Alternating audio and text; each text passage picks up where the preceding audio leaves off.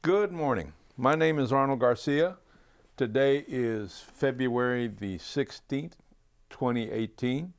I am in Austin, Texas, on the University of Texas campus, interviewing Tony O. Florez for the Voces Oral History Project. Thank you, Colonel Florez, for agreeing to be interviewed by our project. Please know that if there are topics you don't wish to discuss, you will not have to discuss them. Also, if there's something you wish to discuss, we want to hear from you. If at any point you wish to stop the camera to get a drink or use the facilities, please let us know. As we said earlier, your interview will be housed at the Nettie Lee Benson Library at the University of Texas at Austin campus for the benefit of future researchers. So we thank you very much for the contribution, and let's get started. Thank you. Tell us a little bit about your early life, your education and growing up. Well, for starters, I'm the son of immigrants. My father immigrated to the United States in 1914, illiterate, functionally illiterate, never been to school a day in his life. My mother, sometime around 1920, he was born outside of Mexico City in a colonia, my mother from Veracruz, so neither of them could speak the language, but they made it a point over the years to do so. It was that passion for education that they really inculcated into me, as well as my four older sisters, and then my younger sister and our younger brother. And it really went a long way towards inspiring us, because again, it motivated us in a very real way to seek higher education. I went to grade school. Well, I was born in El Paso, Texas, in December 1946. My younger sister was born in 48, and then my youngest brother was born in 63. The four older sisters were from a previous marriage of my mother's, and they were born between 1930 and 1935, so there was a big spread there. For all intents and purposes, my younger sister and I were the two people that were that were the closest as far as growing up together, and our lives were influenced over the course of the years because of the fact that we went to the same schools. We were, our parents parented us, during that time. So we had an opportunity to get to become acquainted with our ethnicity in ways that we had taken for granted, being born and raised in a border town. And in a lot of ways, I think it set our values for the future, the ups and of course the downs. After I graduated from high school in 1965, I decided that I needed to go to the military because my father passed away about a year before, and I just didn't want to stay around at the house. I didn't want to be around grieving people. My sister completed her senior year in 66, and she went on to college. I went off to the military, ended up leaving in October of 65, and by summer of 66, we were Vietnam bound. So everything happened very quickly from the time that I was 18, 19 years old. Tell us a little bit about what it was like growing up in El Paso in those years, and in the language that you spoke at home. Was it predominantly English or predominantly Spanish? Predominantly English. My mom and dad both, being self-educated and with this quest for learning, inculcated into us that you're only going to learn as much as you can by mastering the language. So they really insisted upon that. We were very fortunate, but yes, we grew up in a bilingual home. What did your father do for a living, and what did your mother work? Yes, both of them. My father, as I said, came over to the U.S. in 1914 on a train along with his mother and his younger brother, so that would have meant he was born in 1901, so he was like 13 years old. They came from Mexico City to Juarez. He hopped a freight after he crossed the river and ended up going to the steel mills in Lackawanna, New York. I really don't have the story how that may have happened. Apparently, there were no child labor laws at the time. And he worked in the steel mills from about 1914 to 1920, essentially sweeping, doing ordinary labor jobs. Came back to El Paso around 1920-21, married his first wife. They had 5 children. During that time, because of course Prohibition had already kicked into being past 1918, it was at that time that he opened up a speakeasy in 1927 that came to be known as Tony's Place at the time, and is now the L&J Cafe, a very, very popular, one of the most popular Mexican restaurants in El Paso. So it is still within the family, and in 2027 it'll actually observe its centennial. But during that time, from 27 until alcohol was, the repeal of the amendment, he sold homebrew. And I've done quite a bit of research about how and why and all that sort of stuff, because my father wouldn't say much about what he did during those early times. It was through his hard work. During that time, he had learned the language. He read, he taught himself mathematics, he taught himself basic grammar. It's remarkable what an inspiration he was, considering that all of his education was self-taught, not formal, as I said. Coming over, functionally illiterate, to me, to have gone through the challenge that he did, and ultimately coming back and setting himself in a business that did very well, ultimately flourished to somewhere like 5 bars and restaurants in the El Paso and Juarez area by the 30s and 40s, and expanded in the 50s, really said a lot about his moxie. My mother, whom he met in the early 40s, they married in 44, came from Veracruz. I really don't know very, very much about her background, other than that purportedly her father had been killed during the 1910 revolution. So, of course, she had no father. Her mother died in 1925 when my mother was just 12, 13 years old. So there was quite a bit that went on in terms of my parents having to fend for themselves at a very early time as young people. So they were part of the wave of immigrants who came across from Mexico fleeing the violence of the Very revolution. much so. Very much so. 1910. Did your father ever talk about? No, he didn't. I really had to do a lot of learning. There was the PBS presentation, I believe it was called Storm Clouds Over Mexico, the storm that swept Mexico.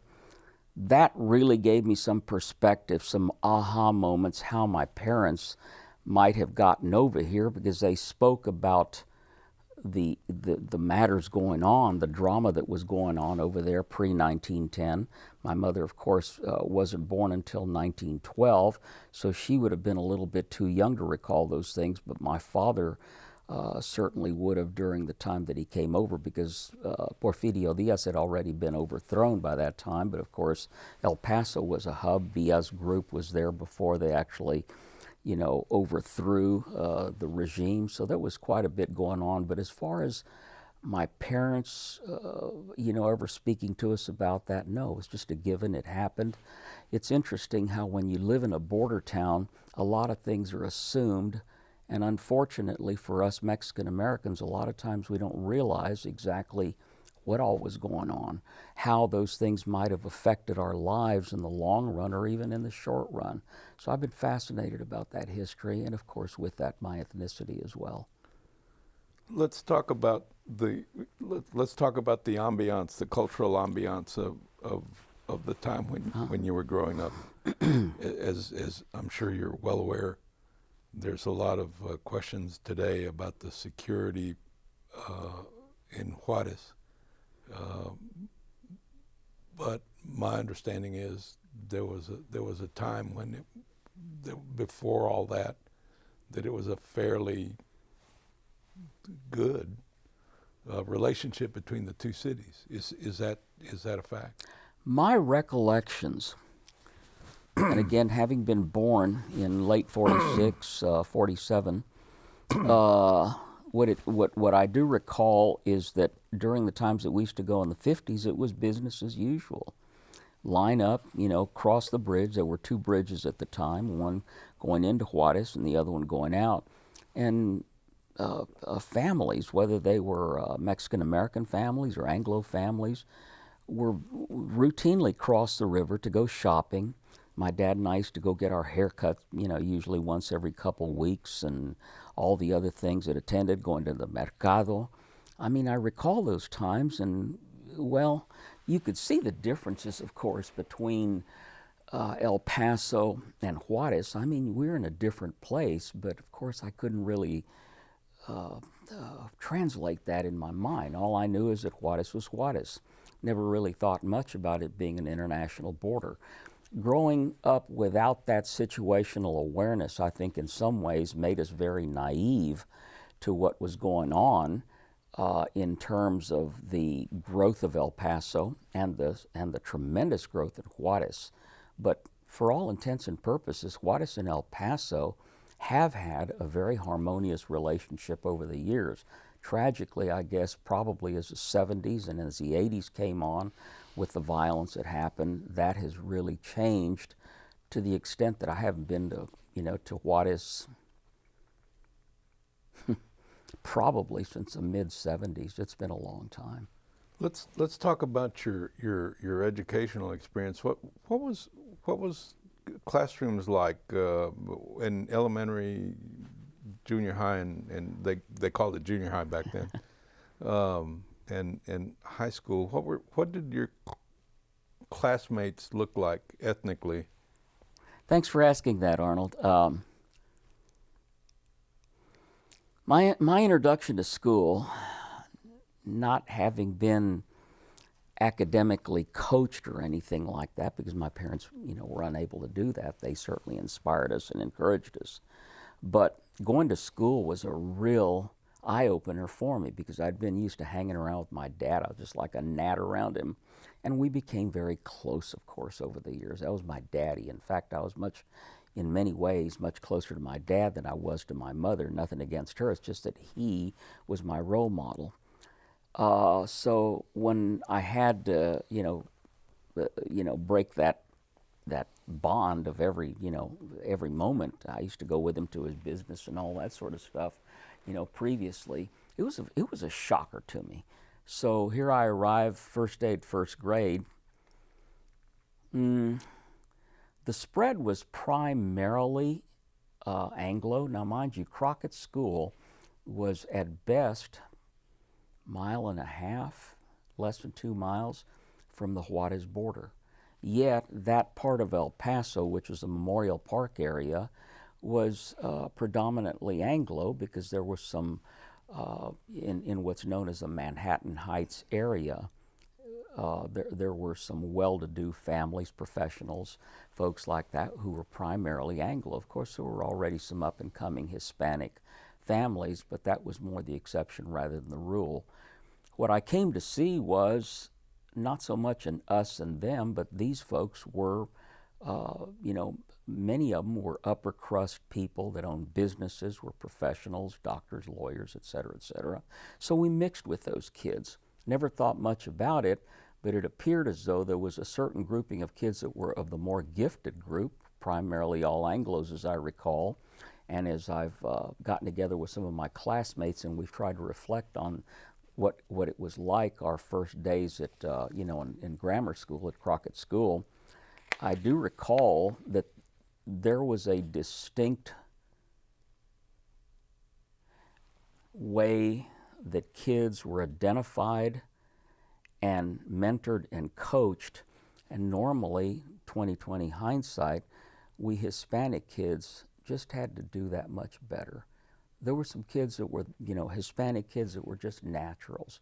Many of us had to work and apply ourselves since we didn't have any kind of coaching from people, from parents that were educated that would help us in that way. That's not blaming anything on anybody, and certainly not the parents, but it's remarkable how the inspiration to continue the quest for education to seek knowledge was something that was really not encouraged until we'd, say, lock onto something that caught our attention.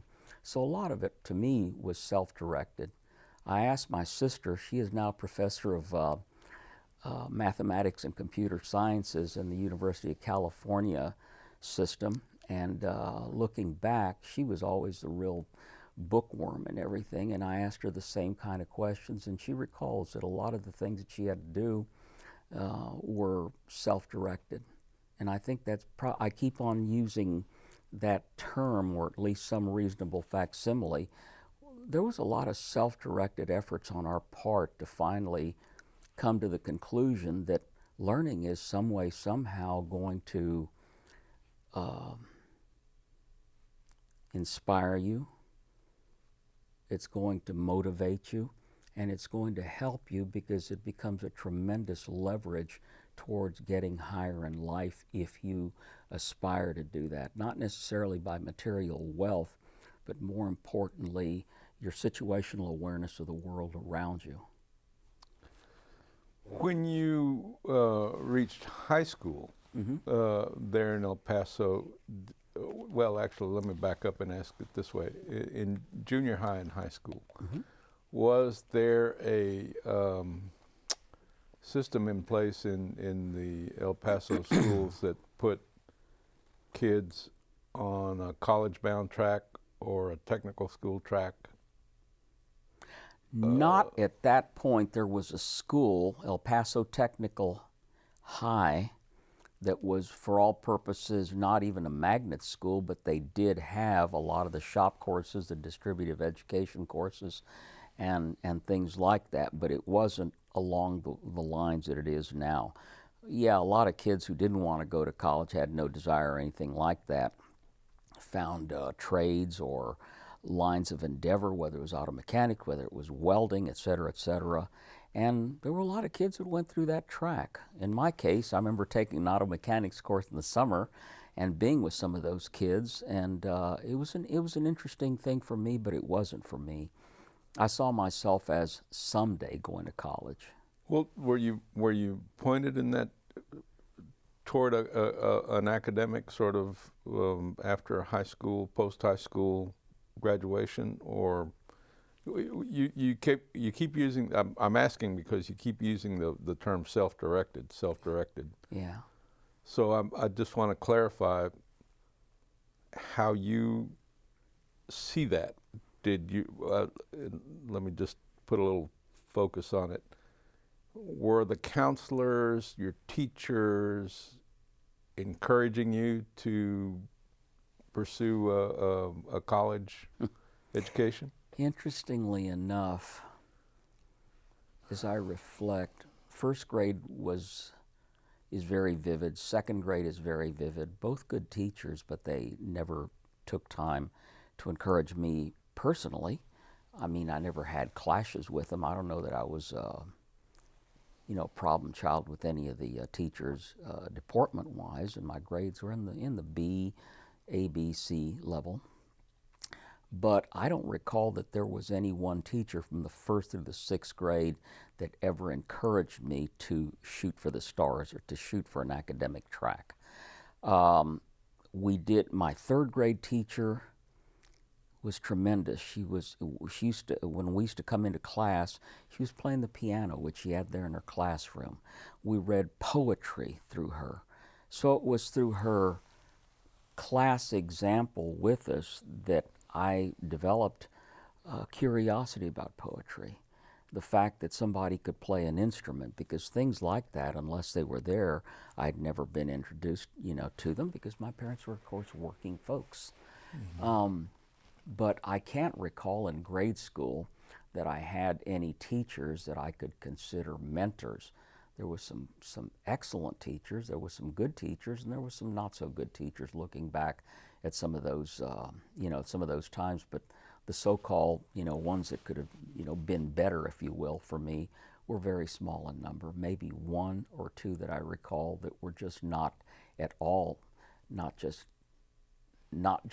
not inspirational, but also people that could have cared less if I had not come back the next day. But I didn't really, use it as a pretext for me to lose interest or feel sorry for myself or develop a chip on my shoulder. But it was apparent that some of the kids teachers took an interest in, especially those kids that were doing very well academically.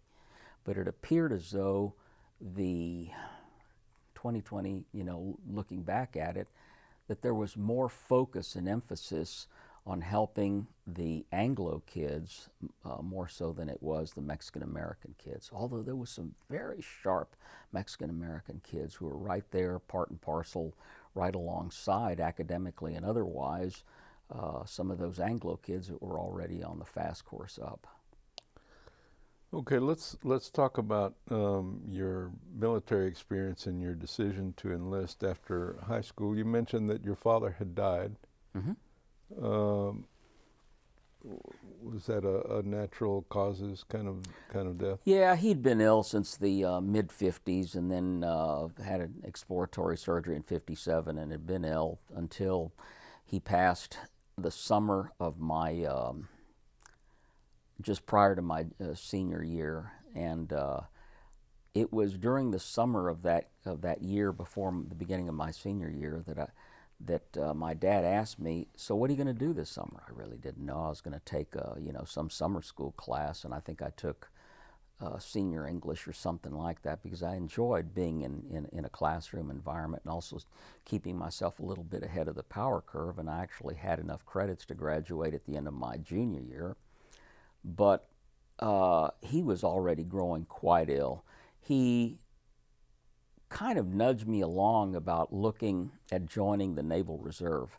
His first son, by his first marriage, had served in the Second World War, and his younger brother was a submariner in the Second World War. So Dad was too young to enlist in he wanted to go to the Marines, but he was too young to go during the First World War, and he was too old, and he already had a family during the Second World War. So the military and service in the military was something that was very important to him. I joined the Naval Reserve just to kind of assuage him, if you will.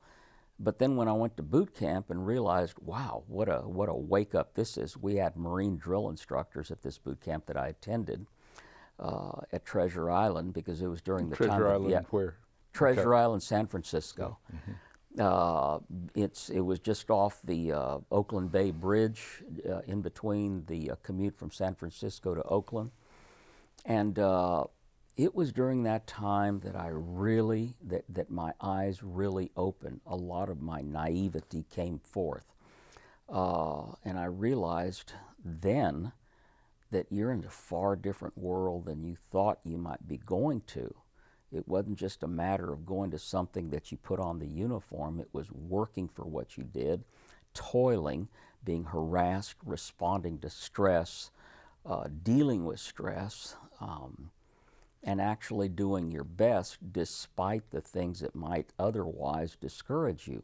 But what I didn't realize then was what the drill instructors or any of the academic instructors were doing were teaching you early on, inculcating you living under stress and being able to act appropriately, which helped me out quite a bit.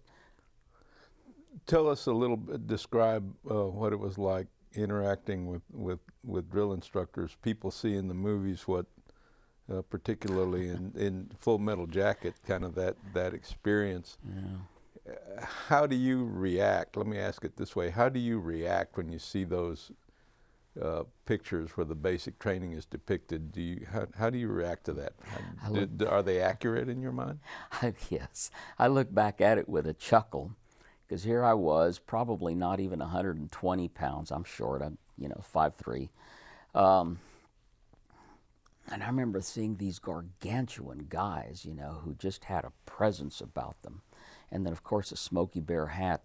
The drill instructors at Navy boot camp was really an aberration, but they were trying to put so many, the buildup was already starting in the 60s for the Vietnam matter. In fact, I was at Treasure Island when the Gulf of Tonkin incident happened. And now looking back at it, it's apparent that the government was already gearing up for possible long-term conflict. So them getting people in and getting them out was really important. For those of us who were going back to high school, the expectation was, for us reservists, was that we would complete our high school, either go to college and get a deferment until such time as we finished, and then go to the military, but you had to serve 2 years active duty in the military. I opted to go on active duty after I graduated in May of '65, and I left in October 25th, 1965, went to school. Go ahead. But by that time, when you left for active duty, you'd been through basic and your what they call in the Army AIT, Advanced Individual Training, correct? When I left in October '65, it was to go to what would have been my technical school, which for the Army is like the AIT. And what school was that? I went to the hospital corps school, and I had a subspecialty as a dental technician. Interestingly enough, the commander of the Naval Reserve Center, because when he met me, for some reason, he really took a liking to me, and he asked me, "What do you want to do?" And he saw my scores; they're pretty good. And he says, my parents had encouraged me, become a doctor. So that's all I knew, become a doctor. But I really didn't know how to go about it, especially in the academics. And that's all I knew I wanted to be. And I said, I'd like to be a corpsman, a medic. And he says, you can do that, but he says, I'd really consider going into the dental track as well. Dental. All I saw myself for 2 years going off, enjoying a cushy 2 years somewhere at some medical facility, completing it and getting out and going back to college with a GI Bill, etc. Well, it didn't work out that way. As soon as I got assigned to the corps school and then went through the dental subspecialty, I was assigned over to the Fleet Marine Force. So I didn't know what the Fleet Marine Force was. All I recall were those drill instructors from back in boot camp. And all of a sudden I realized you're going to be living and working with these guys. So one more welcome to the world that you didn't know about, that you didn't expect. How are you going to deal with it?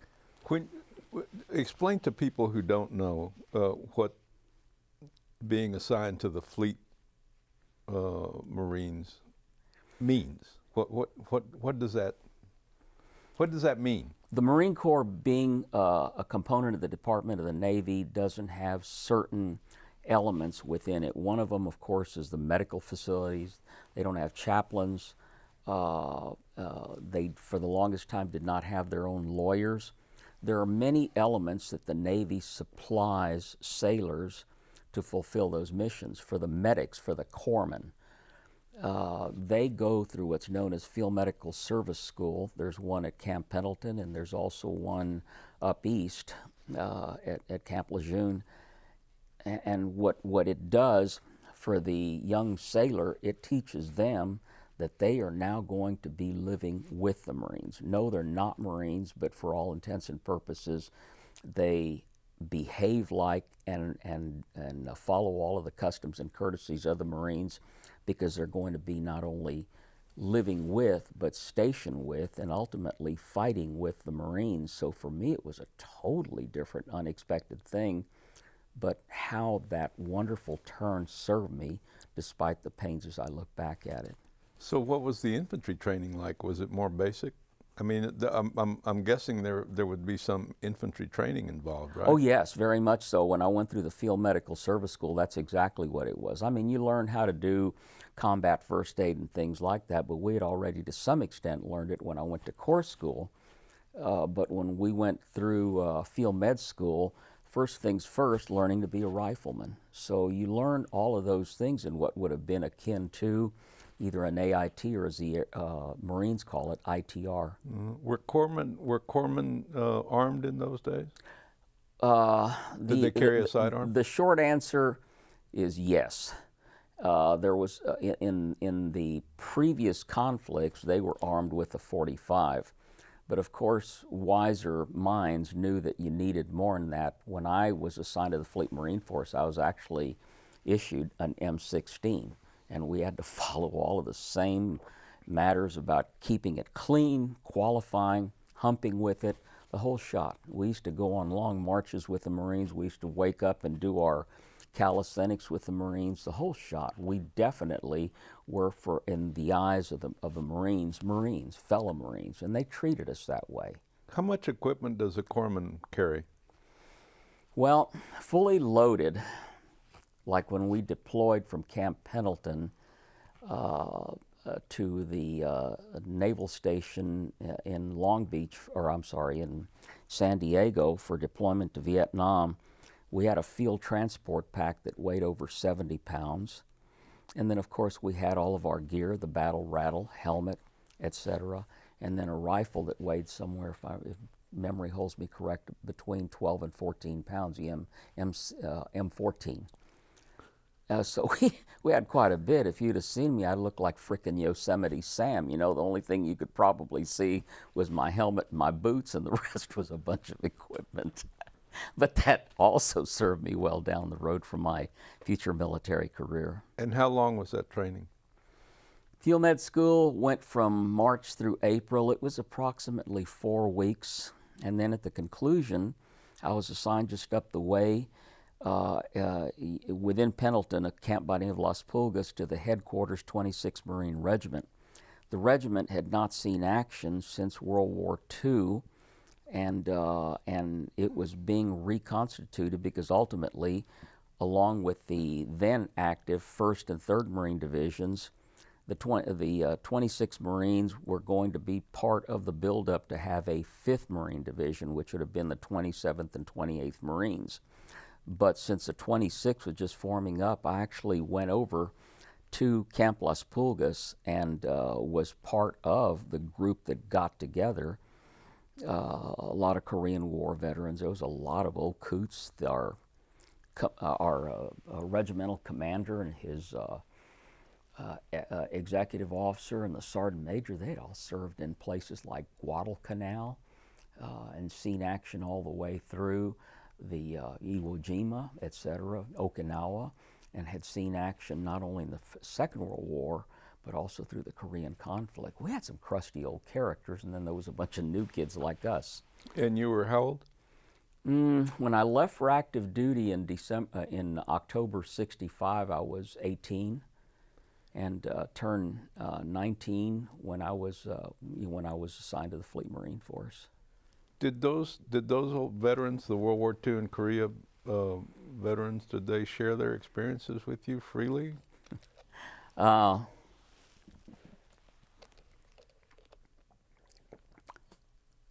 They were treating us like men. Let's call it that. There weren't any kid gloves. If they did it, it was primarily in the spirit of, you guys measure up to what we did. It was one of those things. We had to measure up. I'll never forget, one day west of the international date line as we were steaming towards Okinawa. First it was to Pearl Harbor, and then to Okinawa, and then to Vietnam, and I'll talk about that a little later. And I remember the regimental sergeant major, a long, lanky, beak-nosed guy. He was still wearing the old herringbone utilities and the old rough-out boots from, the early 50s, late 40s, early 50s time frame.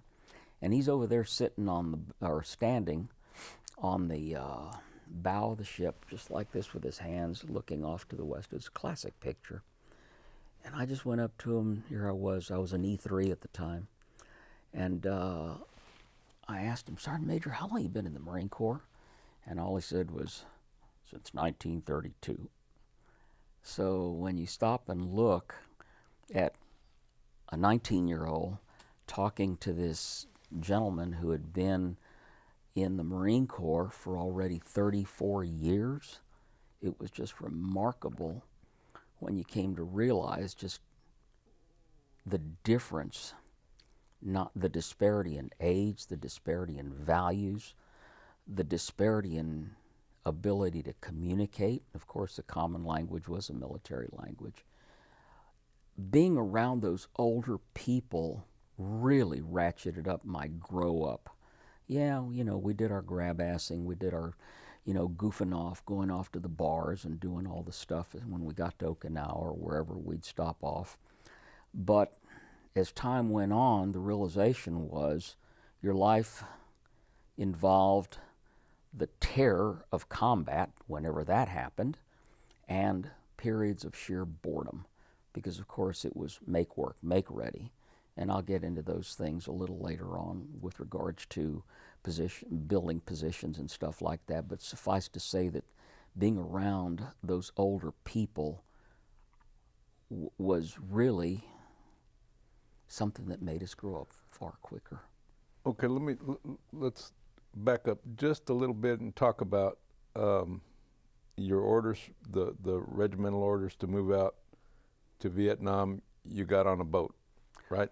Yes, there was a convoy of ships that rather than sending everybody by air, that would have been prohibitive because a regiment was just forming up. It was going to leave in 3 echelons. The first echelon, which would have been the 1st Battalion, 26 Marines, left in May of '66. I was with the 2nd echelon, which also included the regimental headquarters, and the 2nd Battalion, 26 Marines, and that was in July '66. And then the 3rd Battalion of the 26 Marines deployed, if memory holds me correctly, in October. So the actual convoy of the battalions plus, which would have been, gosh, you're talking about, memory holds me correct, anywhere from about 1,500 to 2,000 men. So you can see that would have been a very, very tough thing to be able to get those people as a group by air. So when they sent us, and of course all the organic equipment that we had, never mind everything that we had on ourselves, and they were on troop transports. I was on the communication ship, which actually housed the amphibious squadron commander, a Navy captain, as a senior guy, and then there was the regimental commander, a colonel by the name of John J. Padley, and his senior Marine staff, which is the regimental headquarters. So you were taking everything with you, Everything.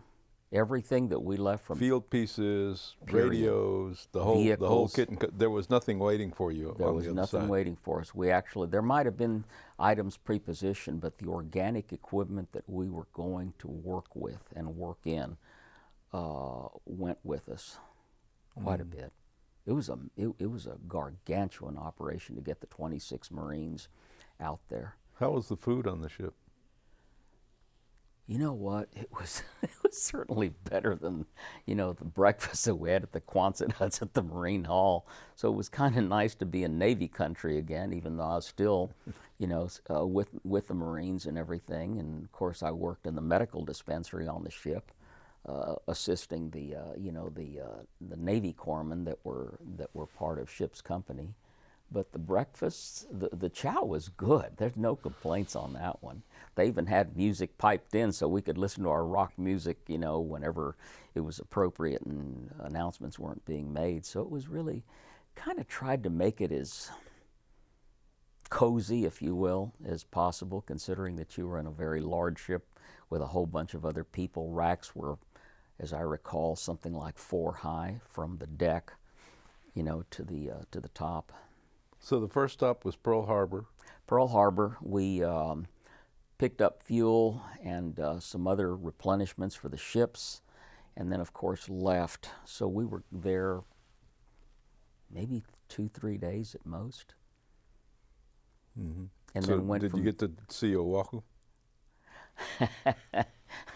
Well, did they let you actually, off the boat? The only place that I recall that we went, because we were too ignorant to know where to go, was a place by the name of Hotel Street. And Hotel Street were all the bars and, and the nightlife, the things that cater to the GIs were. So that was my first introduction to, the Honolulu area anyway. Mm-hmm. And then the next stop was what? We went to Okinawa. We were going to be the regimental headquarters, which was known as Headquarters 26 Marines Rear, was going to be set up at Camp Schwab, Okinawa, which is in the northern part of Okinawa. Okinawa is a very, very small island. And it was where the training facilities were.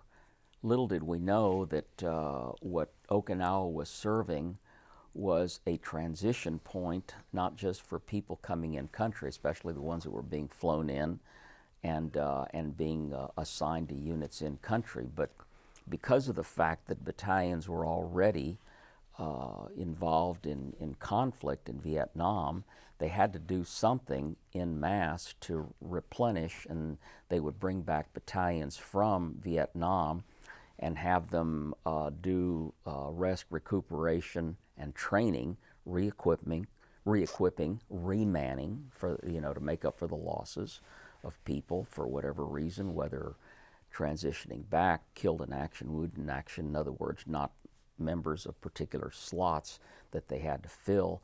So there was a lot going on. People were actually being pulled and being reassigned to different battalions, which is what happened to me later on. Okay, so after we were there, I guess, I can't remember, it was maybe a week or two, we deployed in country, and we ended up coming in around Da Nang, is what I recall. Do you have a memory of your first sight of Vietnam from the sea, the Vietnamese coastline? Pretty. It's a pretty area. Was that your first reaction?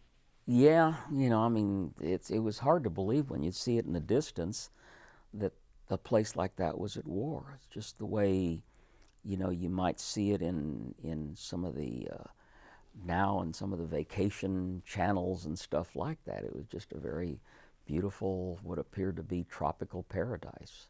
And it was. Vietnam is a beautiful area, but by that time, of course, things were ratcheting up and the buildup was already well underway. 66 was a banner time. 66 and 67 were heavy with buildup, post the Gulf of Tonkin matter. Right. So, how did they offload the ship? Did you all wade ashore like they do in the movies? No, not quite. They had the planks and everything. They had piers.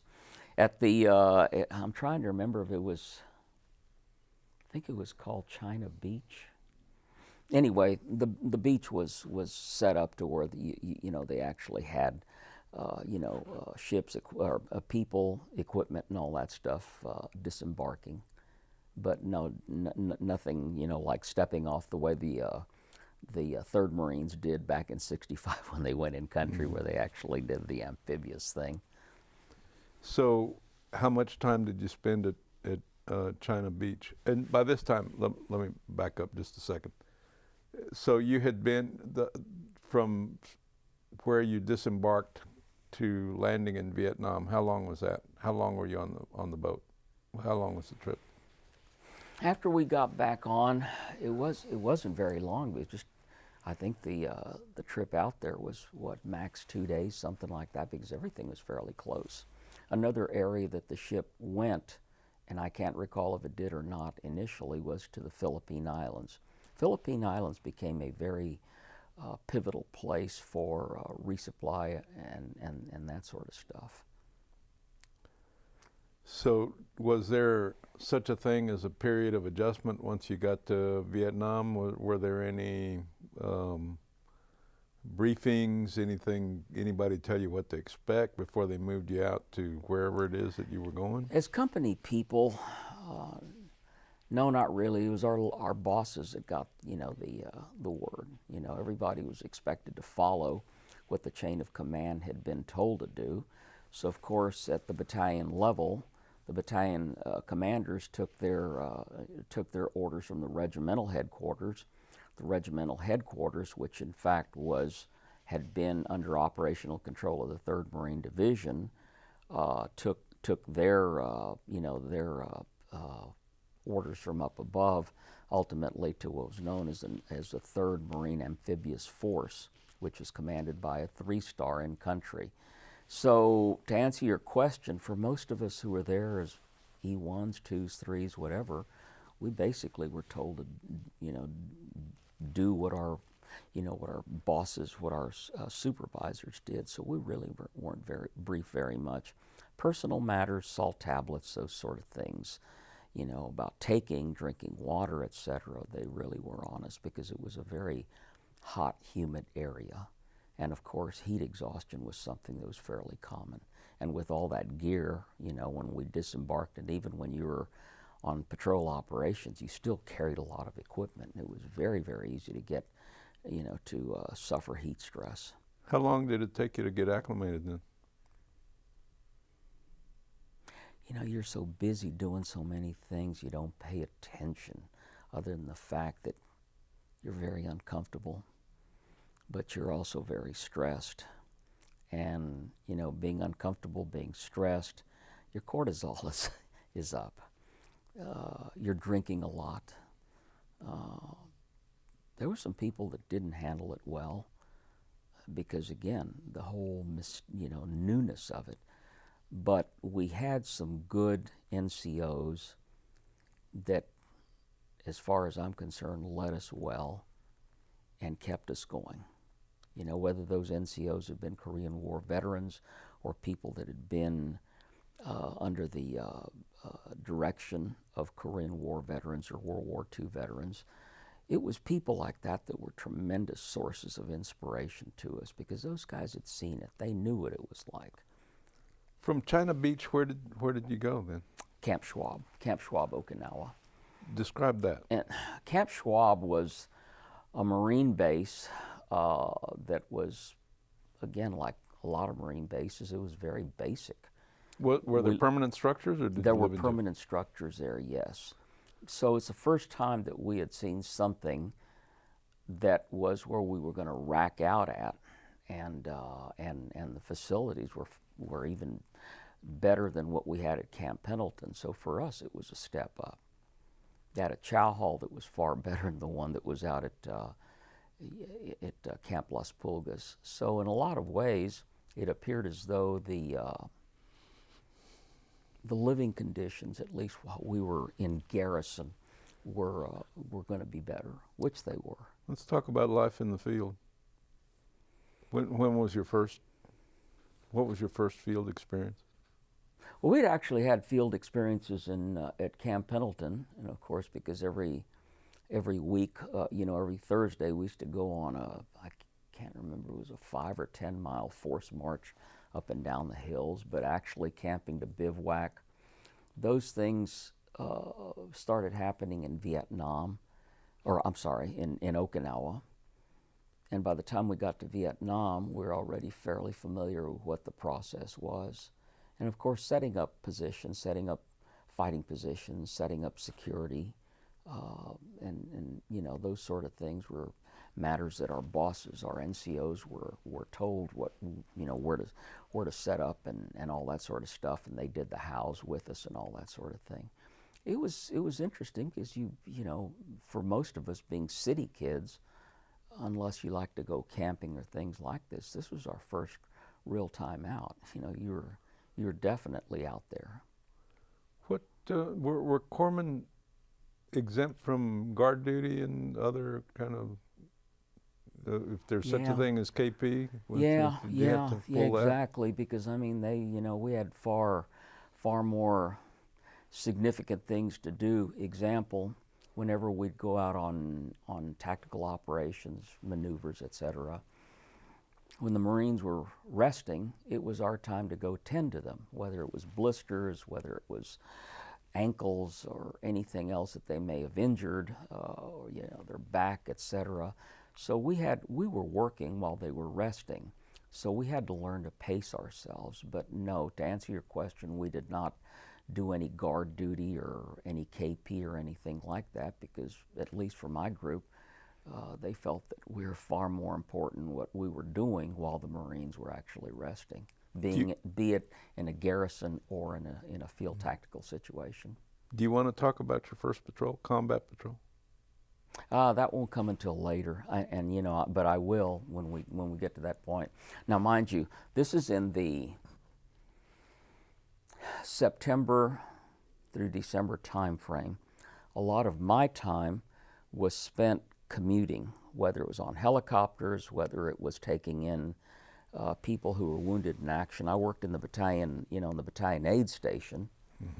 I did some line time, but for all intents and purposes, and this is one of those first hints to me about what having a higher education necessarily means. I think I told you that I'd been schooled in a subspecialty, dental, and I thought I was just going to be working like chairside assistants, but it came out that since I had such, a pretty good specialty, I ultimately got assigned to working triage, casualty identification, and ultimately, when appropriate, graves registration. So I worked with a lot of folks that were wounded badly that we had to sort out and provide immediate care, or with people that were in critical shape, in critical condition because they had to go into surgery, or the ones that had been killed in action were the last elements of evacuation, and you had to deal with those messy things. And because I had a dental specialty, part of my job later on became opening their mouths and identifying them through their fillings in order to confirm that the person killed in action is Corporal Joe Schmo. Because again, not having those kind of positive means of identification, being able to read a dental chart, guy had a missing this was the shape of a filling here, that's the way we're able to confirm definitively that it was Corporal Schmo. And then of course the guys, their graves, did all the cleaning up and all that sort of stuff, which we can get into in a little while. But for me it was a varied time, and ferrying troops by helicopter who had been wounded in action to a higher level trauma area was one of the big things that we did, and the other ones were, of course, resupplying our guys as well. For the benefit of people who will be seeing and reading this in the future, would you describe the hierarchy of care? You're out, it's corpsman. You mentioned the battalion aid station, which made me think of this. So somebody gets wounded in action. The corpsmen are essentially the first responders. And then how does that care accelerate or escalate? Depending upon the level of injury. If a person sustains some kind of shrapnel, and I'm not talking about not life-threatening, of course, patching up was a big one. If there was pain there, we had the morphine syrettes, which we put on them. If there were wounds that needed to be patched up, we had the compresses, we had, the tape and all that. The corpsman carried, in addition to the gear that I'd already described to you, a Unit 1, or in the dental folks' case, a Unit 2 bag. And that contained all of the elements for basic first aid, to include morphine syrettes, etc. Those people who were injured and were going to be not usable for the immediate time were normally treated and transported to the battalion aid station. More often than not, that was overland. For people that needed to be transported to higher levels of care, that's where the helicopters came in. We had we had several helicopter battalions that that assisted in that, so it was a coordinative matter. And so those were to, whether they were the hospital ships that were out there, or the ships that were actually housing the Marines during the time that they were doing amphibious operations just off the coast. They had surgical centers there, and ultimately, if they were so far serious, of course, the Naval Support Activity at Da Nang had a larger facility. So yeah, there was echelons of care there. So the response was fairly rapid, was it not? Very much so. By then, that golden hour that you've heard so much spoken about was key crucial, and that was learned from the lessons learned in the Korean conflict, especially with serious wounds where they needed to get a person over to critical care so that they could have the appropriate level of care.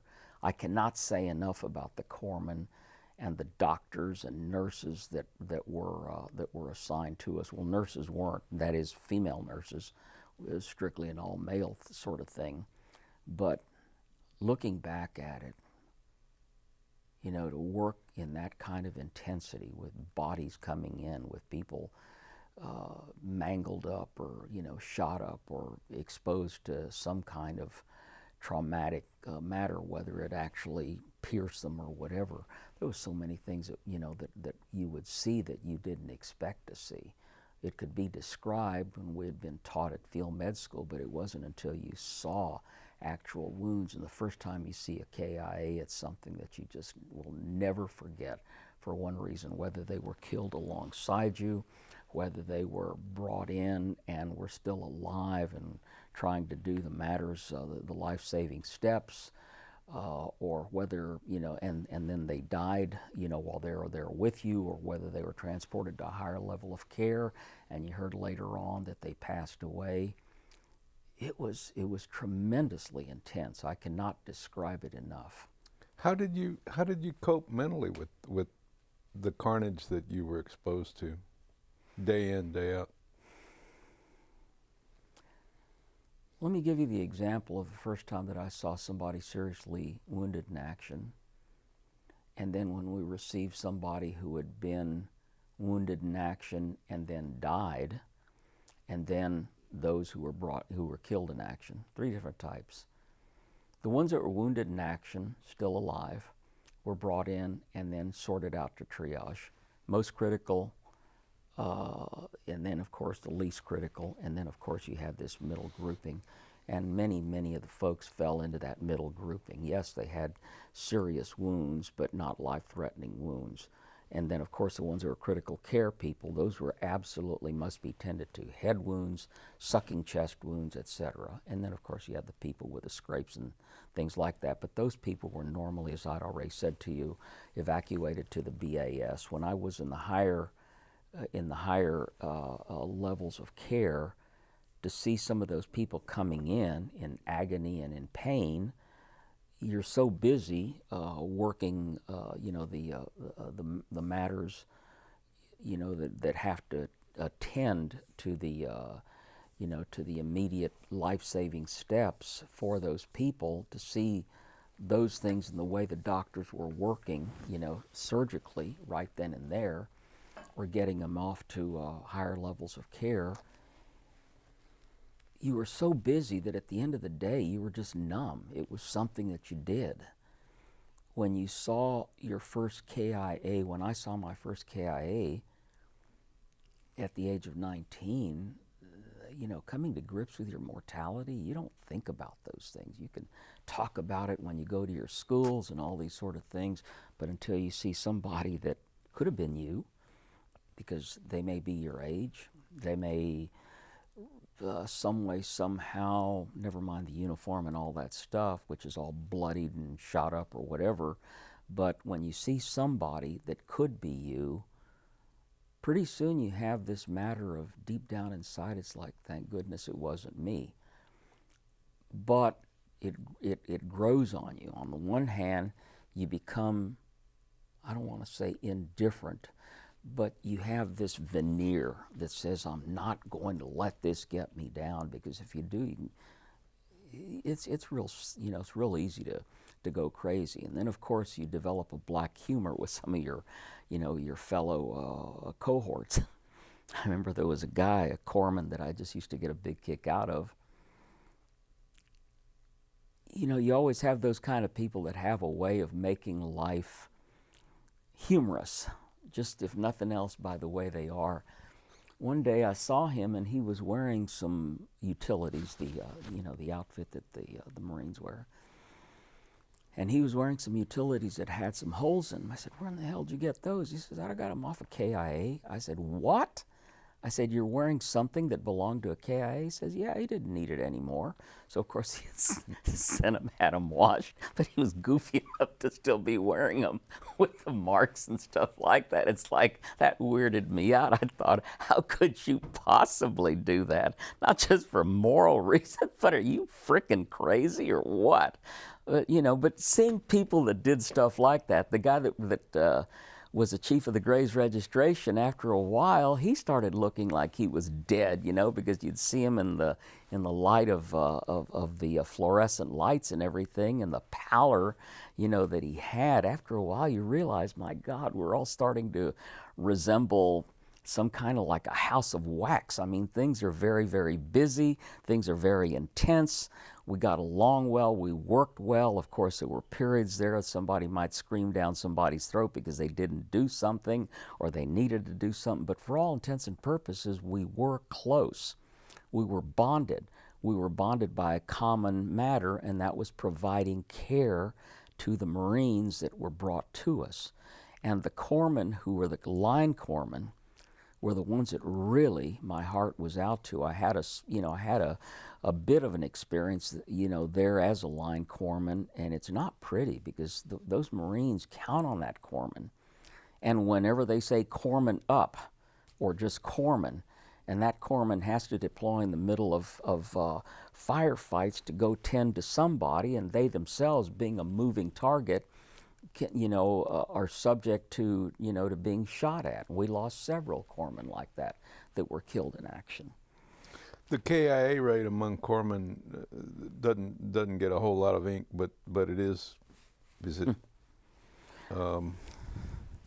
Let me give you. This is really interesting because when I, went back, I'd been chopped over from the 26th Marine Regiment to the 3rd Marine Regiment, 1st Battalion, 3rd Marines, and we went in country. This time we were there in country, unlike when I was with the 26th going back and forth, etc.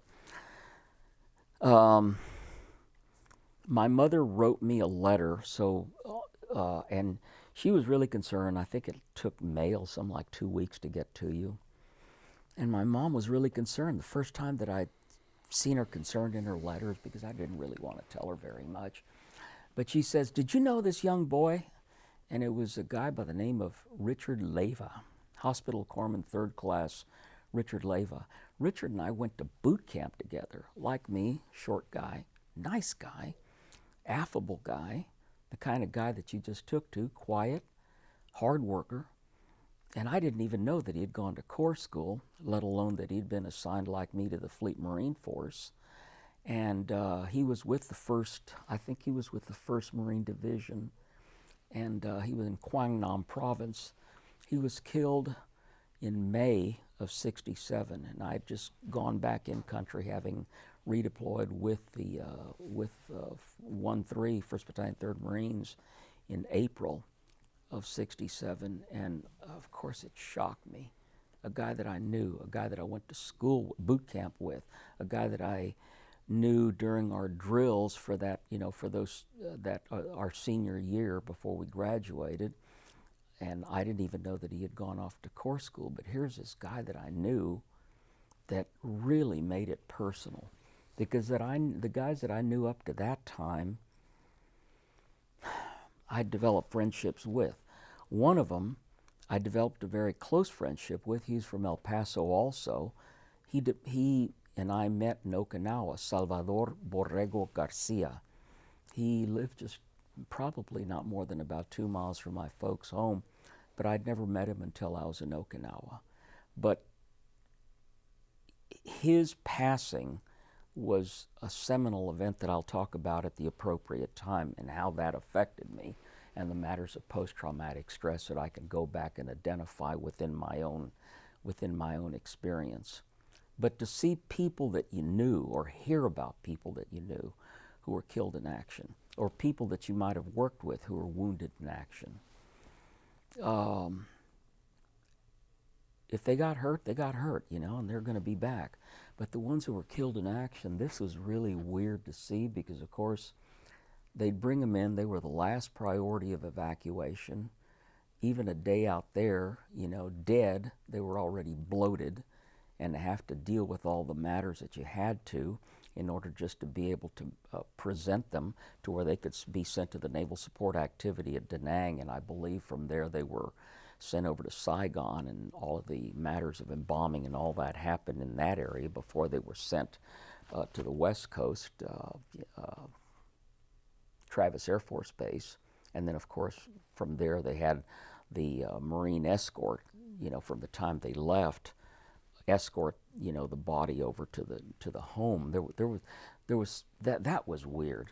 It was weird, but it was still over there. It was out of our situational awareness. Our comrade, our friend, whatever, had been killed in action. Gosh, sorry to hear that. We're really, you're in shock that they died, but after they're no longer there, in a very real way, I'm not going to say they're out of mind, they're just out of sight. It really doesn't compute because all you know is that they were sent, their remains were sent back home. That's the hardest part. Dealing with wounded people, you know that the level of professional care that they're getting, and if their wounds aren't so severe that they will be severely handicapped for the rest of their lives. I mean, it was all part of what was expected. It could happen to any of us. You can get hurt. But it really was a far different thing when somebody was lost. And the term loss is what I've come to deal with over the course of the years with regards to post-traumatic stress. Loss, plainly and simply. And remember what I said, I had left El Paso because the previous year my father had passed away. That was my first big loss. And thanks to the VA, and the post-traumatic stress therapy that I've had since I retired at the end of 2006 when I entered the VA system in 2007, I can't say enough good about that because it really helped me put some things in perspective and finally let go. And that's the hard part. You develop some tremendous friendships, some tremendous comradeships, some spiritual relationships. Interestingly enough, we may never see any of those people again. I can probably count in one hand anybody that I've come in contact with since I left Vietnam. But those that departed during the time that we were there, if they were special to you then, they're even more special now. Whether it's Richard or Salvador Garcia, people like that, because you realize they're gone, but they could have been a productive member of society. What about their families that grieved all those years? Earlier when you mentioned how you cope with the carnage, you said something that kind of struck a chord. You said you developed this, after a while you say, I'm glad it's not me, or it wasn't me. Does that make you feel guilty at all? Yeah. Did you ever feel guilty for thinking that? Yeah. In fact, what I came to identify through my PTSD therapy was the two things that are the twin 1,000-pound gorillas, if you will, in the background are guilt and anger. Guilt, which I came to learn over the course of the years, is probably one of two most useless emotions, but yet it's something we're subject to. The guilt matter is something, as far as, the way I perceive it, as something that happened to him but didn't happen to you, although it could have happened to you. But the fact that it happened to him was a luck of the draw, if you will. Mm-hmm. The problem is that luck of the draw, deep down inside, makes you ask yourself, why?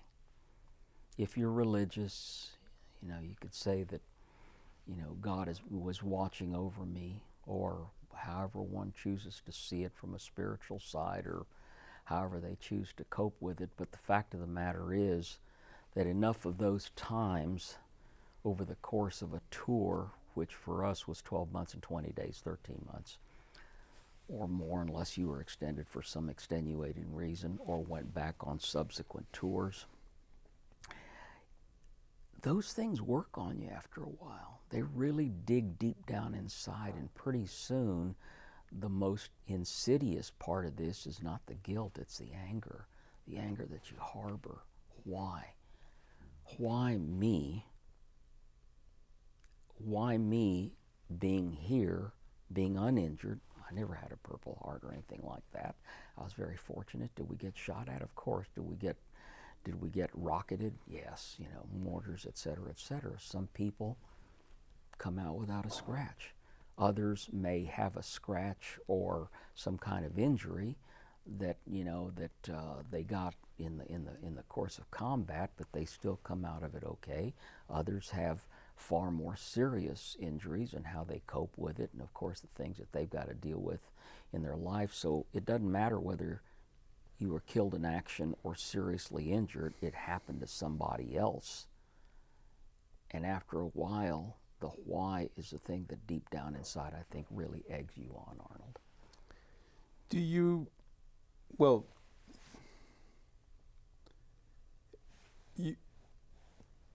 Let's sort of take you through the rest of your tour. You said, was there anything that happened, that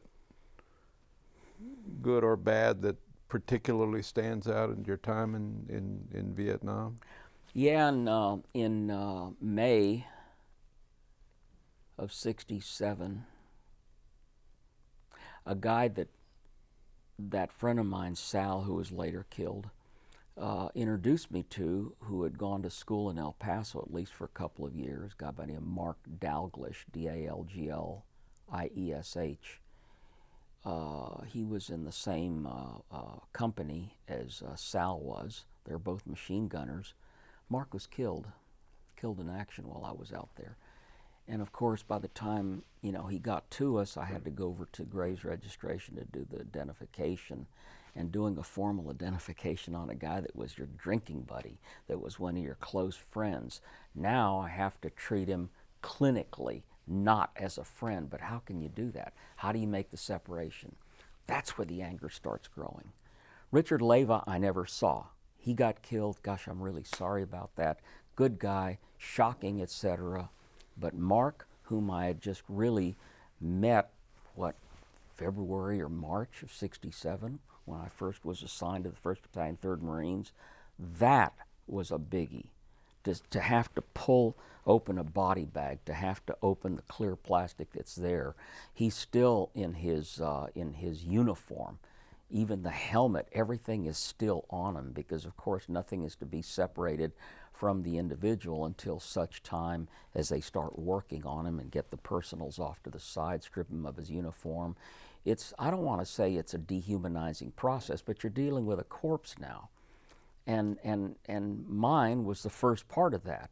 So you pop open this body bag, and see in there, his eyes were semi-open, and it's just so weird. It was just so weird. That was my first experience in dealing with a man killed in action that I knew and that I liked and that we got along with well, that I'd just been cavorting with and BSing and having a good time when we went out drinking and, raising hell with Sal, the three of us. We were very close. And when Mark got killed, and then after we had completed that particular operation, I was with Sal, and you don't know what to say. It just like, wow. Could it happen to him? If it happened to him, could it happen to me? All of a sudden, all those elements of uncertainty really start ratcheting up. But it has to be that first one. All of this, you mentioned letters home, that you never really let your family know what was going on. That's fairly common. It's a strong edit factor. So what did you write about? For me, they were not operational matters. I didn't want to speak about those things. I saw no point because, quote, they wouldn't understand. And secondly, I saw no reason why they needed to know what we were doing or what I was up to, etc. Because to me, it just seemed like, if anything, it was just inculcating a fear factor, in them, or that you're afraid. Trying to write without expressing fear is something that is hard.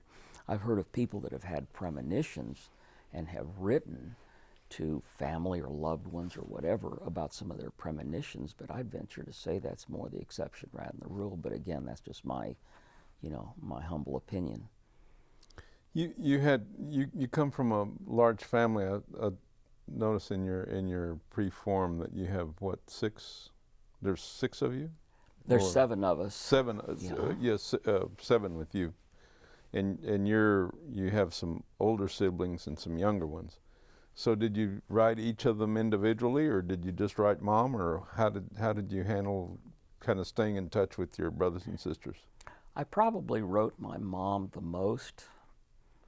My eldest sister, who lived in New York at the time, we wrote maybe every month or so, and the same way with my other sisters as well. My younger sister, was in college by that time, so we wrote infrequently, not all the time. I got some letters from some people that I went to school with when I was in the Navy, who were concerned about where I was at and all that sort of thing. But really, letters were just a departure from reality. They were from people and places, situations, everything that was not here, that it was good to hear from.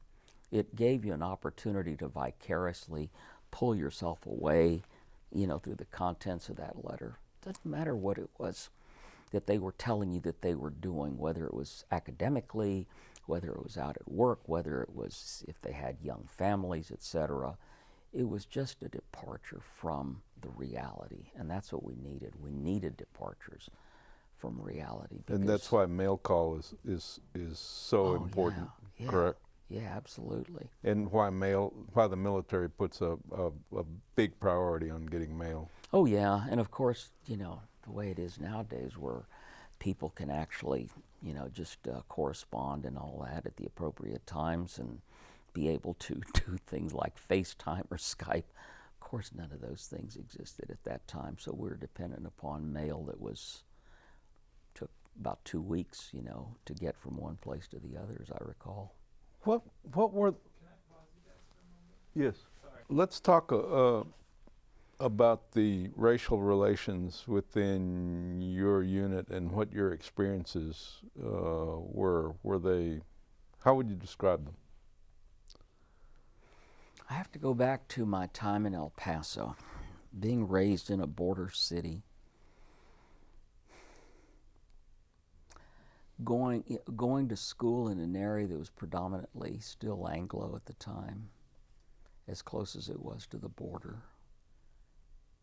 Interacting with, kids and adults from different nationalities. It just wasn't Anglo and Mexican American. There was a lot of, by that time, Koreans out there, and there were Germans who were going through the German Air Defense School. All of those things created an atmosphere of a very cosmopolitan atmosphere. So unless you were in some way somehow spoken to in some kind of patronizing way or something like that, you really didn't notice the quote discrimination, even those feelings would, were up there. I mean, of course, after all, in 54, when the desegregation matters happened, of course, 57, etc., and Little Rock, all of those things were part of our national consciousness. But I grew up in a town that I felt was, I'm not going to say that discrimination didn't exist, it just wasn't in your face. When I left to the military, everybody had a job to do, and it didn't matter what your color was. After hours, and the people that hung around with one another, there were people that had their feelings about Mexicans, and of course, the Hispanics, like the blacks, were they'd harass each other and call themselves each other's spick and, and nigger and this and that and all that sort of stuff. But we did it because we could BS with each other. And it was never, at least, with people you knew, it was not taken personally. But when it came to assignments, when it came to matters of leadership, well, of course, the majority of the Marine Corps was Anglo as far as the leadership was concerned. I remember I used to kind of almost get excited, whether it was the Navy side or the Marine side, watching, some Hispanic, officer or Hispanic senior ranking NCO, calling the shots. It was just kind of nice to see. To me, it was just something that I felt was refreshing, but I never really thought about it much beyond that. It was only when people got together, like at the clubs and things like that, alcohol, etc., or in an atmosphere where there was, some kind of alcohol consumed, that, the inhibitions just kind of fell away, and people said what they wanted to and how they felt, etc., or deep down inside. And it was during time like that altercations occurred. But the Marines' passion for discipline was something that, for all purposes, kept things in check, I'd say. But you could still feel the subtleties of certain people towards one another. I remember we had a sergeant. There was two sergeants there, and we both liked them pretty well. One of them's from New York, can't even remember their names, and the other one, Corporal Hattis. He later became Sergeant Hattis, Mattis, Hattis, something like that. Anyway, he was from Hattiesburg, Mississippi, and he hated blacks, and he absolutely had no bones about that. And to see a person that really had hate in his mind and his heart was something that I had never really seen until then. And I guess deep down inside what it said to me was, well, if it can happen with blacks in the eyes of a guy like this, what must it be like in the eyes of somebody who doesn't like Hispanics, or in this case Mexicans or Puerto Ricans? Of course, those are the two big groups that were in the military, although we had Hispanics from other other countries. But it really started raising questions, the subtlety when you finally saw it come out at certain times, or a patronizing attitude that an NCO or an officer might display simply because of the color of your skin. It was then that I started becoming more situationally aware, and therefore more careful. Mm-hmm. And then, of course, race relations by the mid-'60s had already, with Watts and all of those events that had happened afterwards. And then, of course, in Vietnam, as the war started wearing down and wearing off, and people were fed up with each other and all that. By the time I was leaving, there were already some behavior that was prejudicial to the good order and discipline. Let me just say it that way. Whether there were fights that happened at the club, which happened almost every night, or out in town by sailors and Marines that were letting off steam. And normally, the sailors and Marines that hung around with their own kind, you could already see the cliques coming together. Social time, the Anglos got together with the Anglos, the Mexicans got together with the Mexicans. For Mexican Americans like myself, you probably noticed that I grew up without an accent.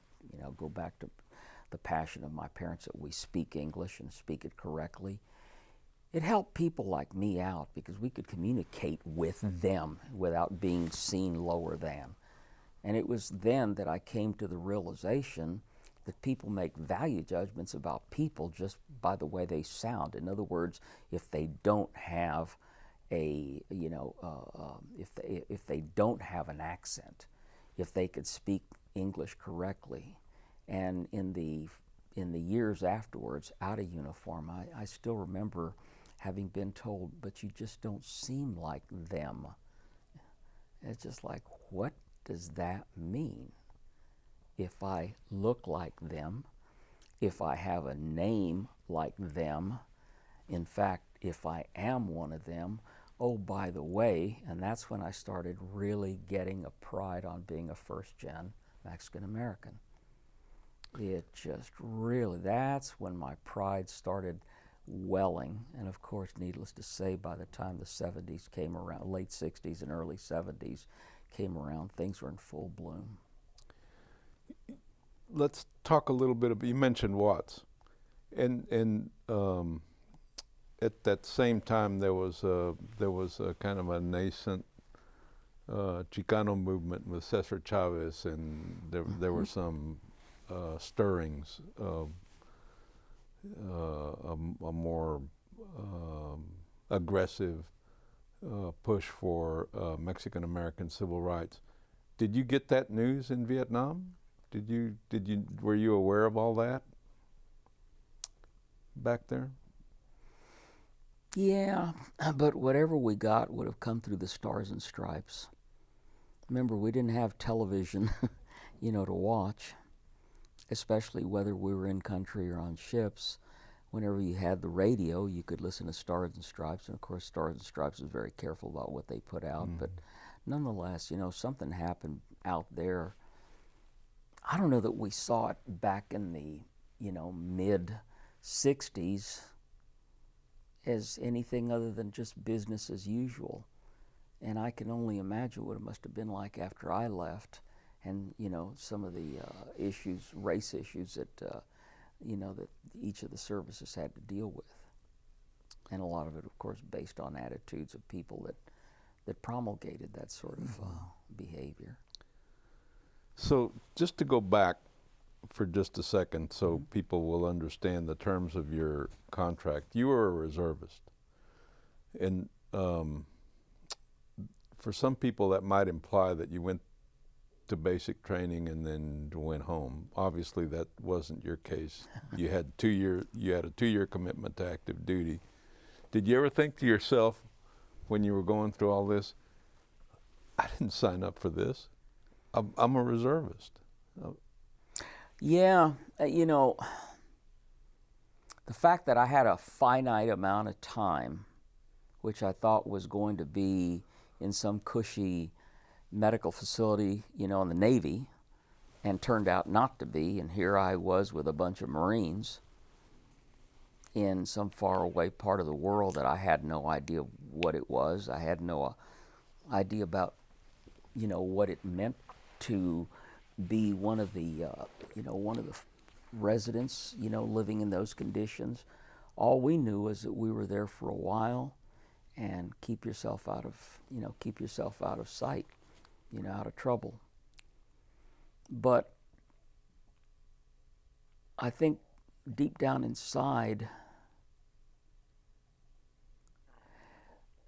there was this uneasiness, I guess, is what I'm trying to say, because again, things were ratcheting up with regards to the unrest, to the social unrest that was going on in the country. We were unaware of the deep divisions with regards to some of the things that were already happening in 1967, which was, of course, a summer of love and all that sort of thing. And here, the country was embroiled in a conflict, and of course, the target was LBJ and the National Command Authority, etc. And of course, when it was brought out by King that the young black youth are the ones that are just taking tremendous hits, as the Mexicans started doing as well. I guess I didn't see it that way initially, but now as I look back at it, I can certainly understand why some of their concerns, why some of the concerns of the social activists, were there, that there was institutional discrimination.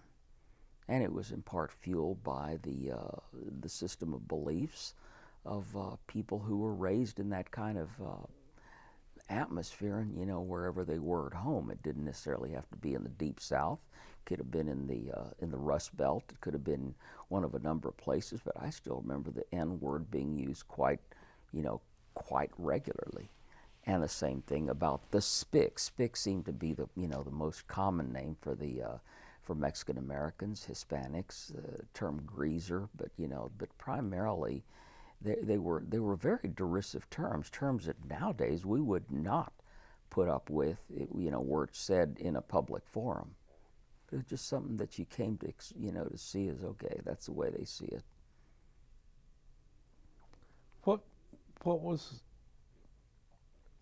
it like to be at a halfway point of your tour, and what sort of goes through your mind? I made it so far. I've made it so far. Did you ever think about what's next, or did you take it a day at a time? When you're there, you fall into this lull of here for the moment, which when you get down to it, if you've heard the term mindfulness meditation, it's the living the here and now, not the past, and quit worrying about the future. In fact, mindfulness has been the basis for the post-traumatic stress therapy that the VA and other health clinicians are embracing. And interestingly enough, what we were doing was living every day.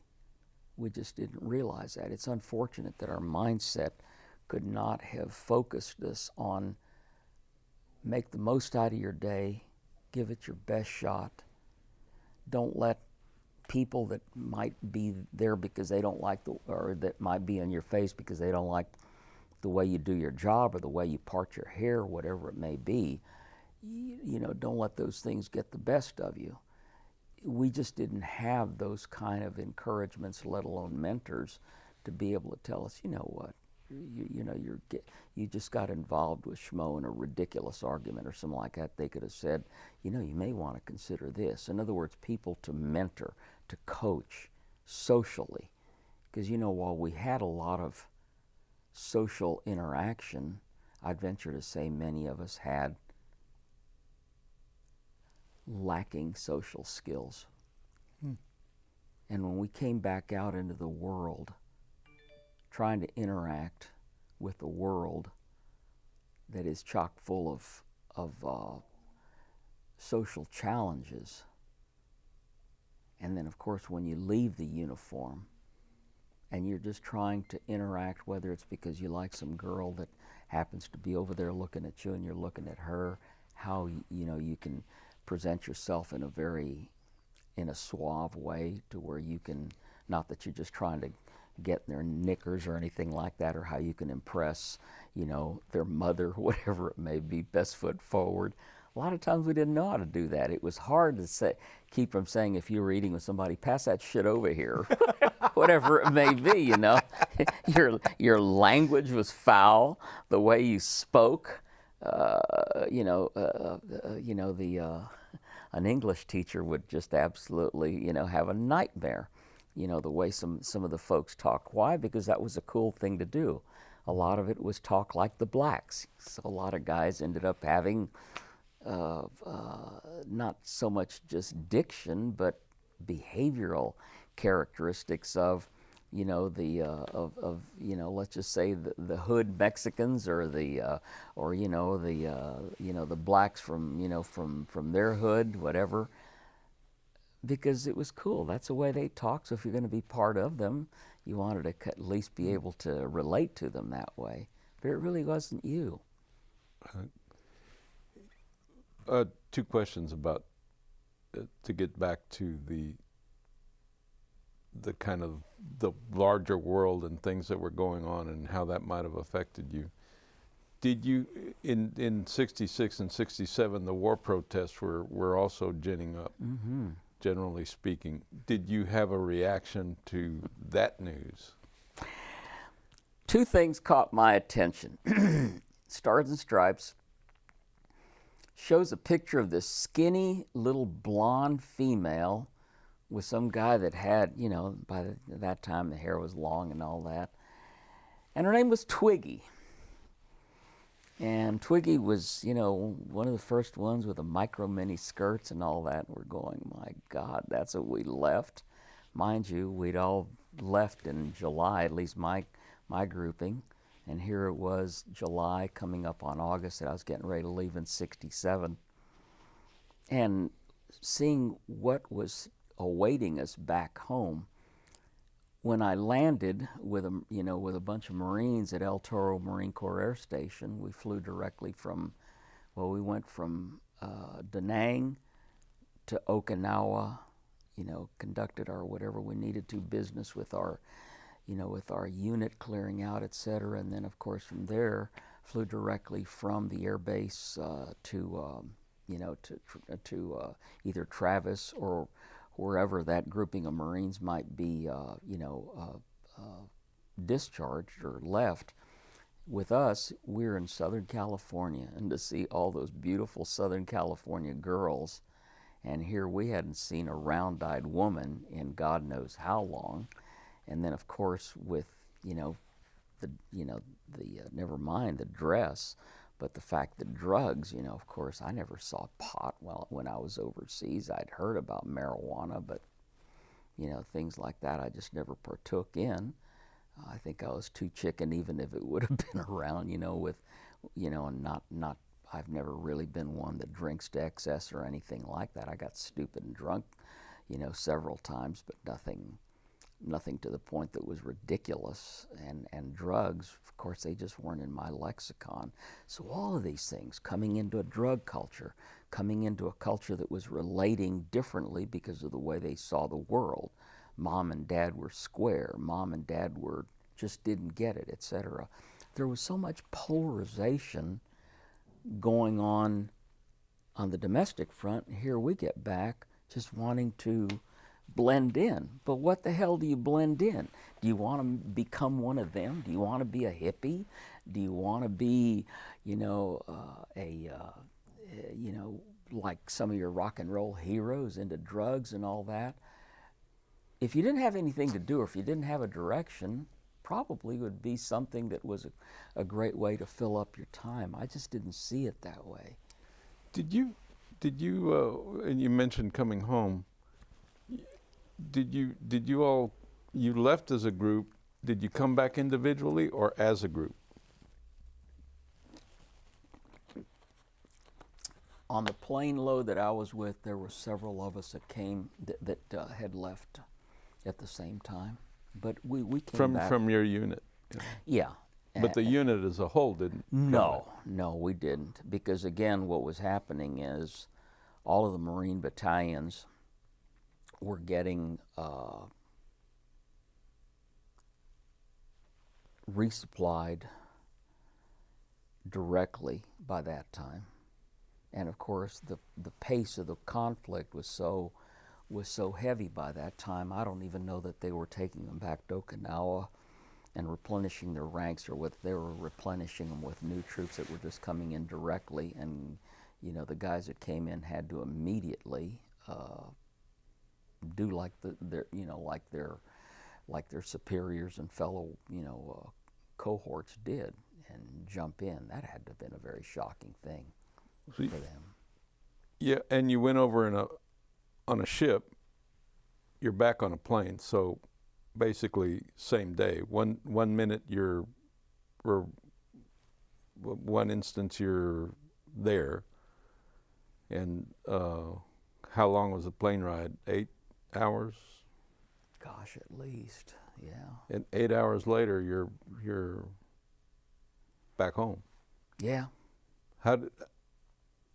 You mentioned some of the kind of indirectly the adjustment to what you were coming back to.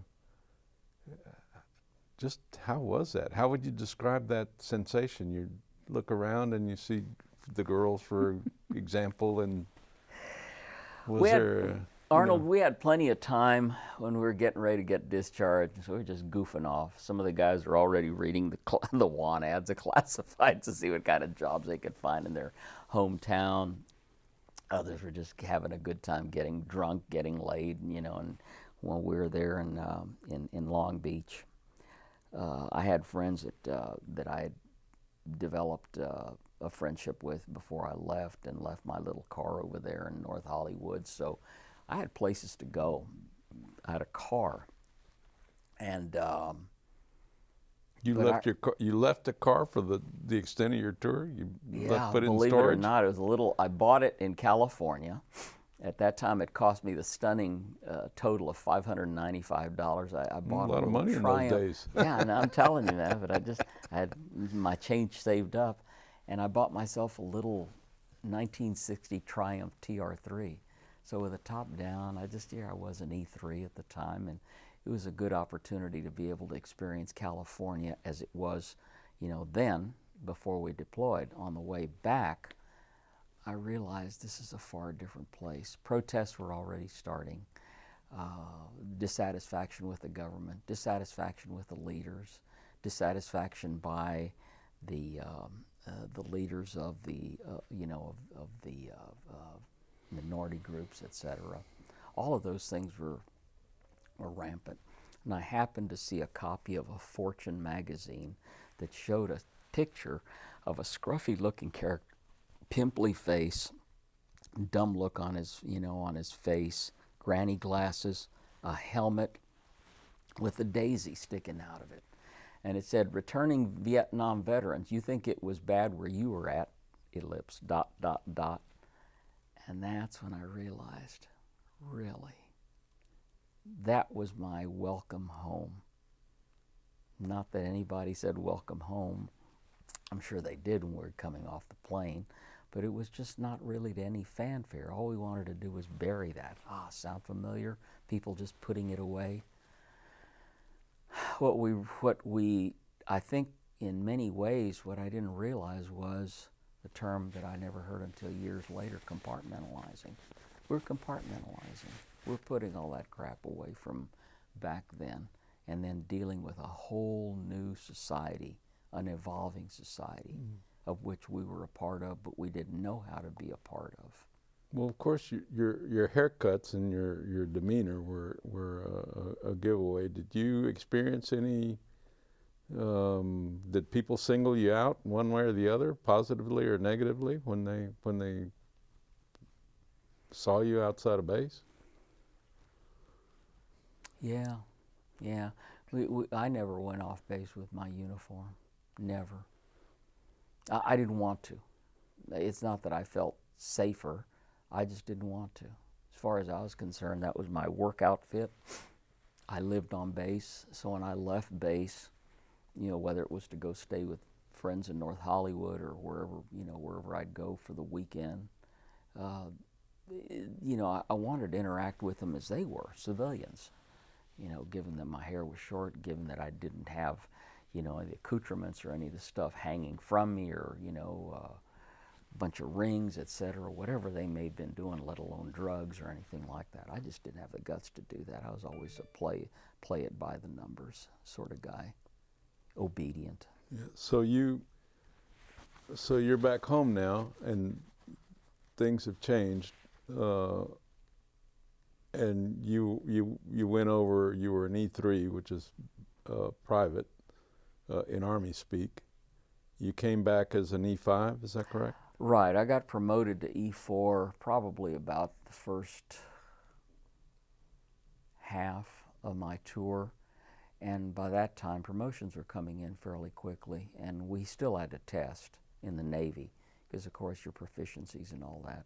And I took the test before I left the service, and I didn't know that I'd passed. I just knew that I was leaving as an E4, and that's what my departure grade was. But when I got home, there was actually a letter, because I had to go back and drill at the Naval Reserve Center, that I'd been, promoted effective sometime, when I was still in uniform, to the grade of E5. So that, for all purposes, that was my exit grade. So you were back home from active duty, but you still had a reserve commitment to fulfill, yeah. right? Yeah, And a this lot was a lot of us were Vietnam veterans, so here we are, you know, guys getting together once a week, you know, to shoot the shit and, you know, be able to, you know, enjoy each other's company at the Naval Reserve Center. And of course originally it was, you did it on, I think, a Wednesday night or something like that, you know, once a month. And then after a while it got to the, you know, once a month on the weekend. Things evolved. Even the Guard, or the reserves in this case, was evolving, because a lot of us had been in uniform, had gone there, done that, and we brought with us, of course. And what was your attitude toward your fellow reservists who hadn't been? I got a call my first day back. You became the equivalent of the regimental sergeant major you were talking to. I got, yeah, funny that you would bring it up like that. I got a call from a guy who was my next door neighbor 2 houses down.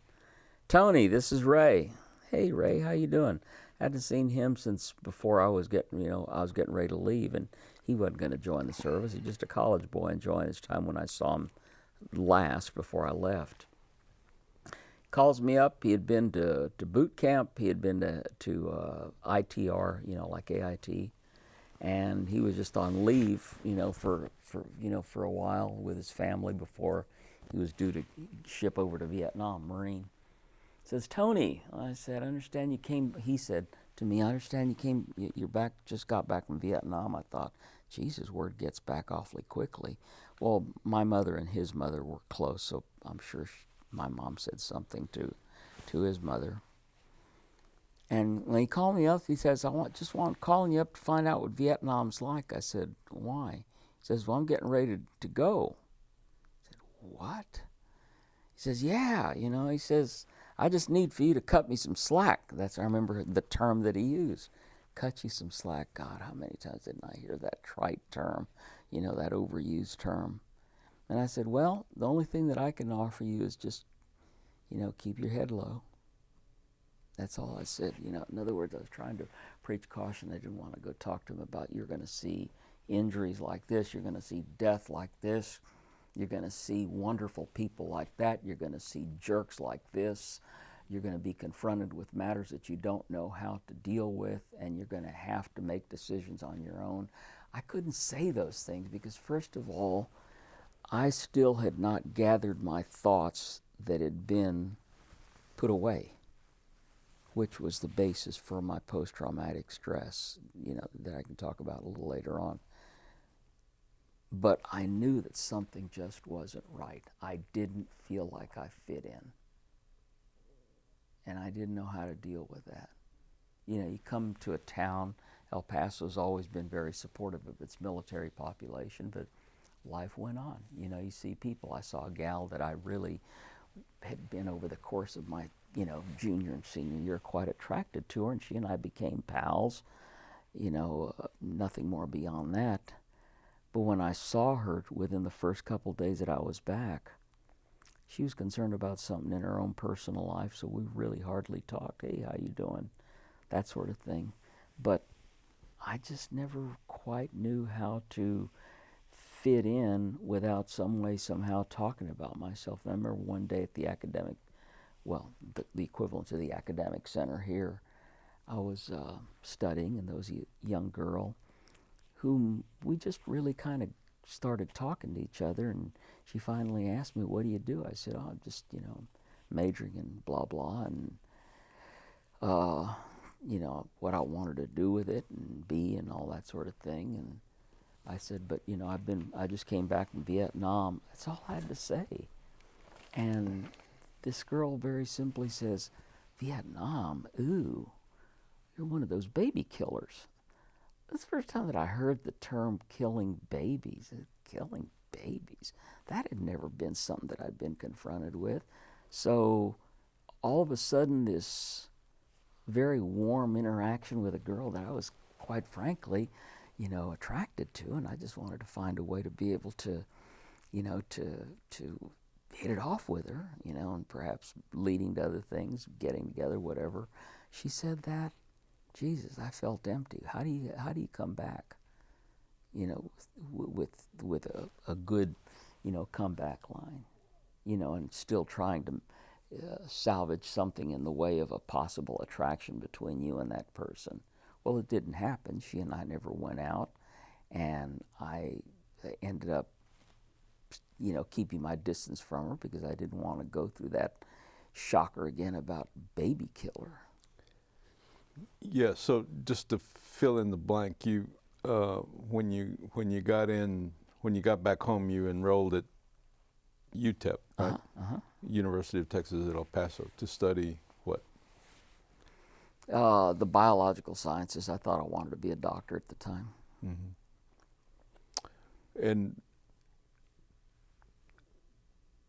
you sort of related the social interaction. Did you or that one? But going back into a classroom and doing student-y type things after what you'd been through, you kind of indicated that you didn't really feel like you fit in. No, and I remember when my first year of college, or my first semester of college, January '68, was difficult because I didn't have really good study habits. And I was getting together with friends or going out drinking and stuff like that. And of course I was following Vietnam, so my mind was very distracted. It wasn't until, as I said, I started in January '68, March. I get back home from a fairly lengthy day of studying. It was late in the evening. The 10 o'clock news was just starting. The TV was on, and I walked into the house. And this newscaster from the NBC affiliate says, another Marine was killed in action today, Lance Corporal Salvador B. Garcia. What? We had written each other. I'd taken some pictures that I've got that you'll see. All of these things, and before I left, he said, do me a favor when you get back home, tell Margie, his wife, they didn't have any kids, and my mom that I love them. And of course, me trying to be pushing it off, it just sent chills because like he had a premonition. Something was bothering him. When we were in Okinawa, and I'm going to go back a year now, this was in February when I met him of '67, we knew we were going to Vietnam. He and I went to the little chapel, and they had not only crucifixes, but rosaries. And we each got a rosary and prayed in our own way. And I still remember him with a very deep sense of prayerfulness, saying his prayers and putting that, that rosary, which he had the whole time that he was in Vietnam. So I'm seeing this guy who had a very deep commitment to his young wife, from a very modest Mexican, American family, parents both immigrants, etc. His father was a laborer. I'd never met these people, so, him asking me to go meet them was just like, why would I want to do that? And that's what I'd said to him was, hey, you'll be back before you know it. I said a little bit more colorfully, like, hey, asshole, you'll be back, you'll be back before you know it. Well, we wrote each other a couple times, but it really didn't amount to much because he was over there and he was busy, and of course I was back over doing my thing. When I heard that, I realized, oh my God, now I've got to take pictures, I got to go meet his family, I've got to deal with things that I hadn't planned for. And I called up that same evening and I said, excuse me, my name is, a young man answers the phone. And I said, excuse me, my name is Tony Florez. I served with Sal. I said, it is he that was, that it was reported? He says, yes. And he introduced himself as his older brother. There's only two of them. Lived in a very, very modest, one-bedroom home where the living room served as their bedroom. When I went over to meet these people, of course, they were all in shock. They accepted me. This was the first time. This was breakwater, because when I was in my classes and things like that, yeah, kids that I came to know, but again, I was at least 2-3 years older than any of them, so I wasn't their contemporaries. You know, at that age, 2-3 years old can be the difference between night and day. Well, plus the experience. Oh yeah, all of those things together. It was really the first time that I felt welcome somewhere. And all they were doing was just being cordial, you know, with this visitor that knew our son, you know, my husband, etc. So I had to show them the pictures, and I saw this and that, and I would stop by every day to see how they were doing. When his body finally got back, it was 3 weeks after he was killed in action, because we were losing somewhere on the order of about 500 a month or more during that time. And when I went to the funeral home to look at his body, he had been shot right through the eye, and I've got the account of you know, the way he was killed in action, instantaneously. And when I saw him in that casket,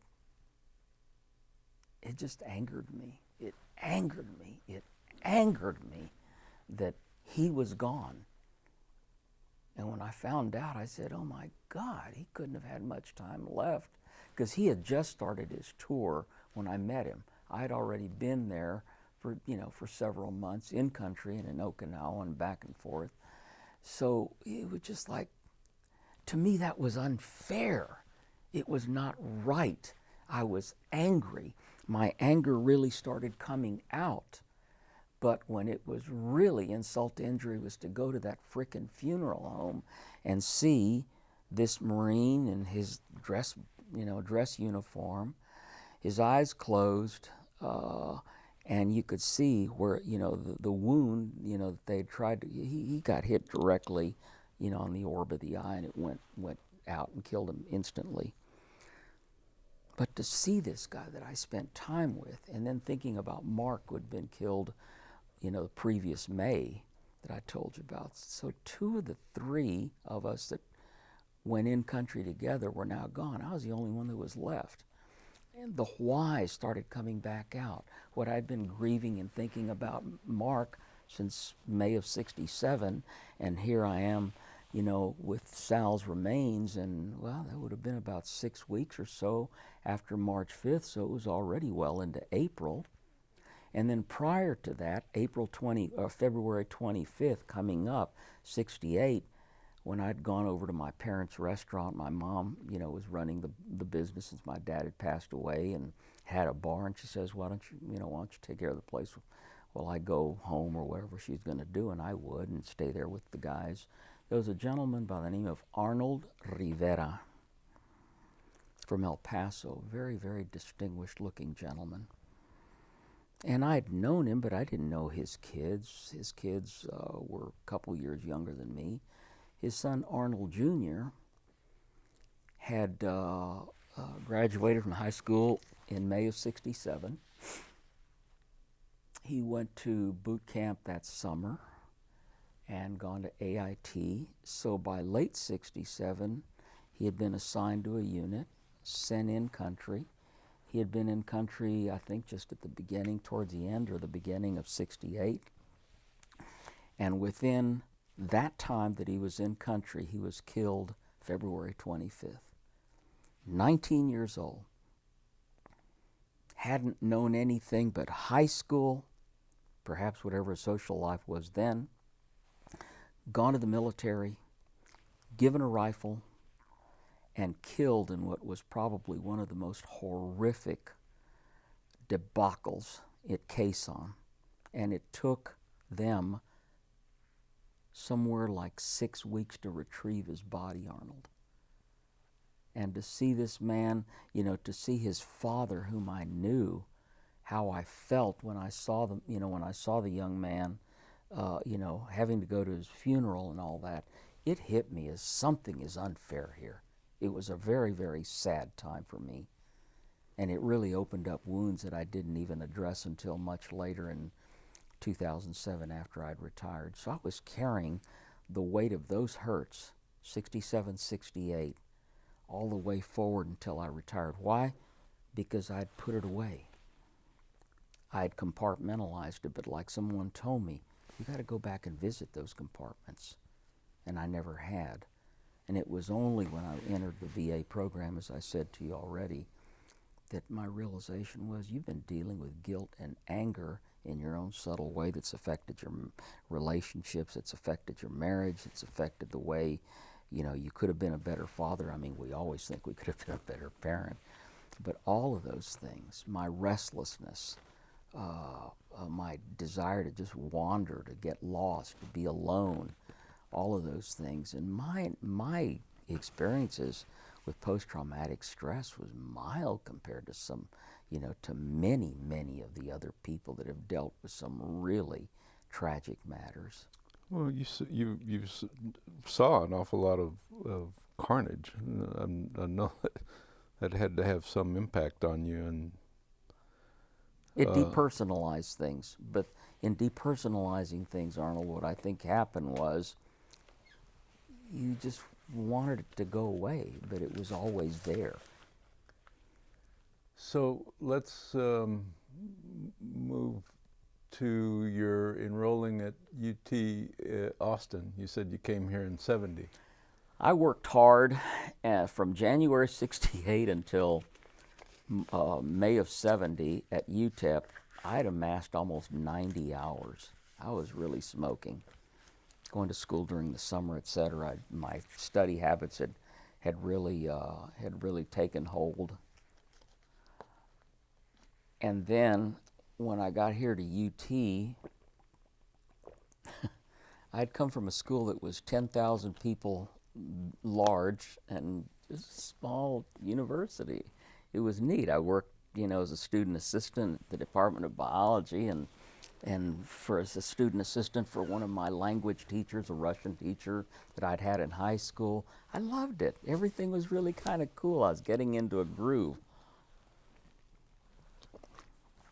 I even pledged a social fraternity, which was primarily white boys, but I mean, of course, they were all from my high school, and they knew me and said, yeah, why don't you, go through Rush and all that sort of stuff. So when I came out to UT, I thought, okay, I can resume all that stuff over here. Well, it was not that way.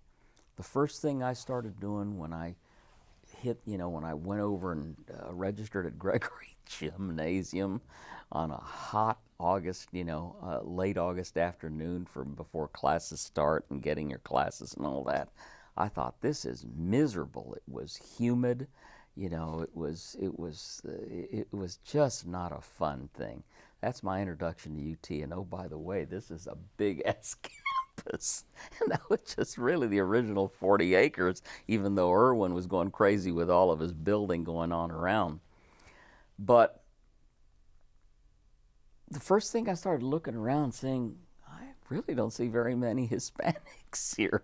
The only guy that I saw was a classmate of mine from high school, and he was over here working on his PhD, and I saw a couple of guys who were going to law school. But only that guy working on his PhD was the only other Hispanic that I saw that I knew. But I started making it a point to consciously see if I could find Hispanics, in the campus, like at least it was at UTEP. And there really weren't many. And out of that, I started feeling lost. And plus, you're in the middle of the flower culture, too. Oh, it was very different from what I was, And being in the reserves, I still had to keep my hair trimmed and all that, so I stood out like a sore thumb here on campus. But I never wanted to reveal what I did, so it was one of those things that I was hiding. So my identity, my true identity, was never there. I didn't know what my true identity was. I was really a lost soul. I don't know that I was more lost in Vietnam because we had a common thing, common situation. Everybody was working in the same direction. Everybody was working for unit cohesiveness. And then you come over here and you're just one of thousands. You were still a bachelor, or her, you I mentioned had a girlfriend, and she and I were engaged, and she moved with me. So, but we didn't marry for 2 years after that. But my first year at UT was not good. I just ended up goofing off more, and I ended up going in, just withdrawing, because I didn't want to, have any bad grades on my record, because I had transferred with like a 3.5 grade point average for those 90 hours, even though I was going to have to do 30 hours, in residence and whatever else. I knew that I was not going to be able to graduate, and what I was hoping was the 3 years that I was focusing on, and I ended up doing it in 4 years. But it was coming to UT and having to assimilate in a place that you know nothing about, that the weather being as humid as it was and hot, and Austin being what it was, primarily an Anglo town. I remember living out towards the north, and there were signs there about long-haired gentlemen will not be served. It's the first time that I really came in contact with so-called rednecks out there. I had to join a reserve unit since I was still committed to my enlistment. I ended up joining the Naval Reserve facility that was then at Barton Springs. On Barton Springs Road. No. And the only thing that I could get into was the Seabees. Well, the Seabees was nothing but construction trade guys. So even the Hispanics that might have been in charge, we had a chief by the name of Montoya. But other than that, all the rest of them were Anglos, and they hated everything that wasn't them. These were guys from the hard hat trades. And I thought, Jesus Christ, if I'm really a fish out of the water, at the university, I'm even more out of the water being with this grouping of people that I did not feel connected to. And it was at that point that I got tired of it. My enlistment was getting ready, my commitment was getting ready to come to a close in '73, and I said, I want out. I don't want anything to do with the military. And I didn't. Not until I started working at UT, met a guy who said, hey, how'd you like to join the National Guard? I said, what in the hell's a National Guard? When he told me about it, and he says, what rank were you? And I told him that I'd been an E5. He says, well, I can get you into an E8 slot. And I said, what? I didn't really think much about it. I talked to the recruiter, and I thought, well, it's not a bad thing to do, just do it once a month, etc. Well, one thing grew to another, and I thought, well, if I'm going to do this, I need to I need to get a commission. That's all I was saying. I already had my degree. And so I ended up going through OCS, and that's when things really radically changed for me, even though I was doing it as a weekender. But when I went through the officer candidate school and I had a bunch of infantry guys, I was going to be a medical service corps officer, I thought. I ended up liking what they were doing, jumping out of airplanes and things like that. So you went through jump school, you were how old?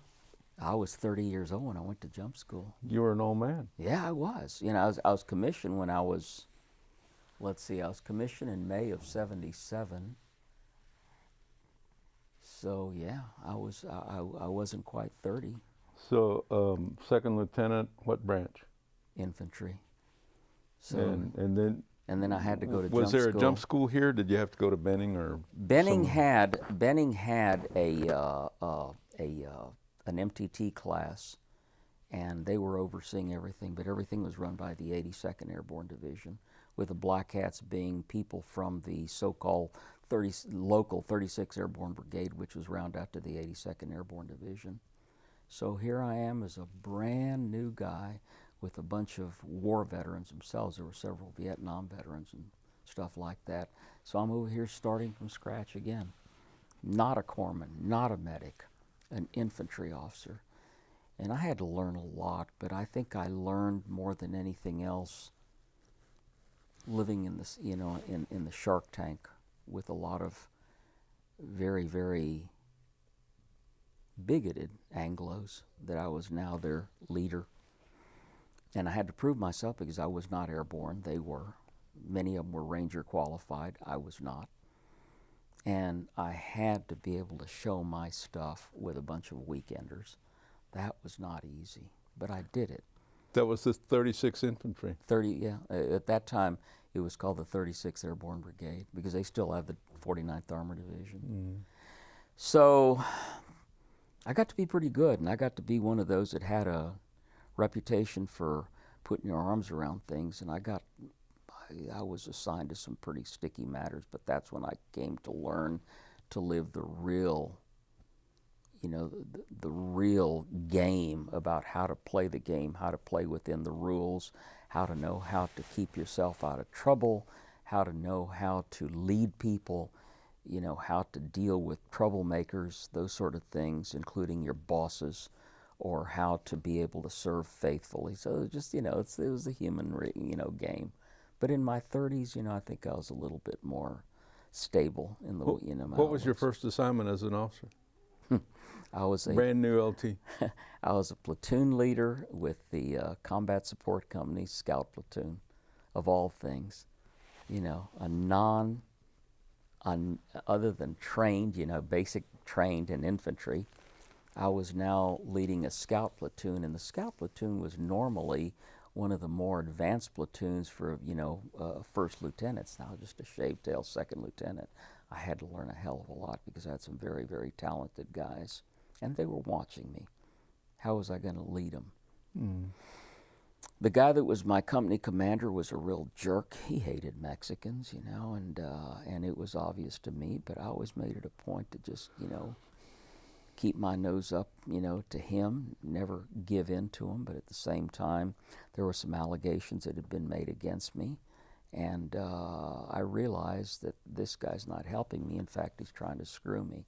So there was another battalion that was in the, within reasonable commuting time, and I decided, now I'm going to leave this one and go to that one. And I found my footing with that one. But that's when I learned how to really live in the shark tank in a way that I'd never done that in Vietnam. The officer experience is quite different from being an E5 NCO. So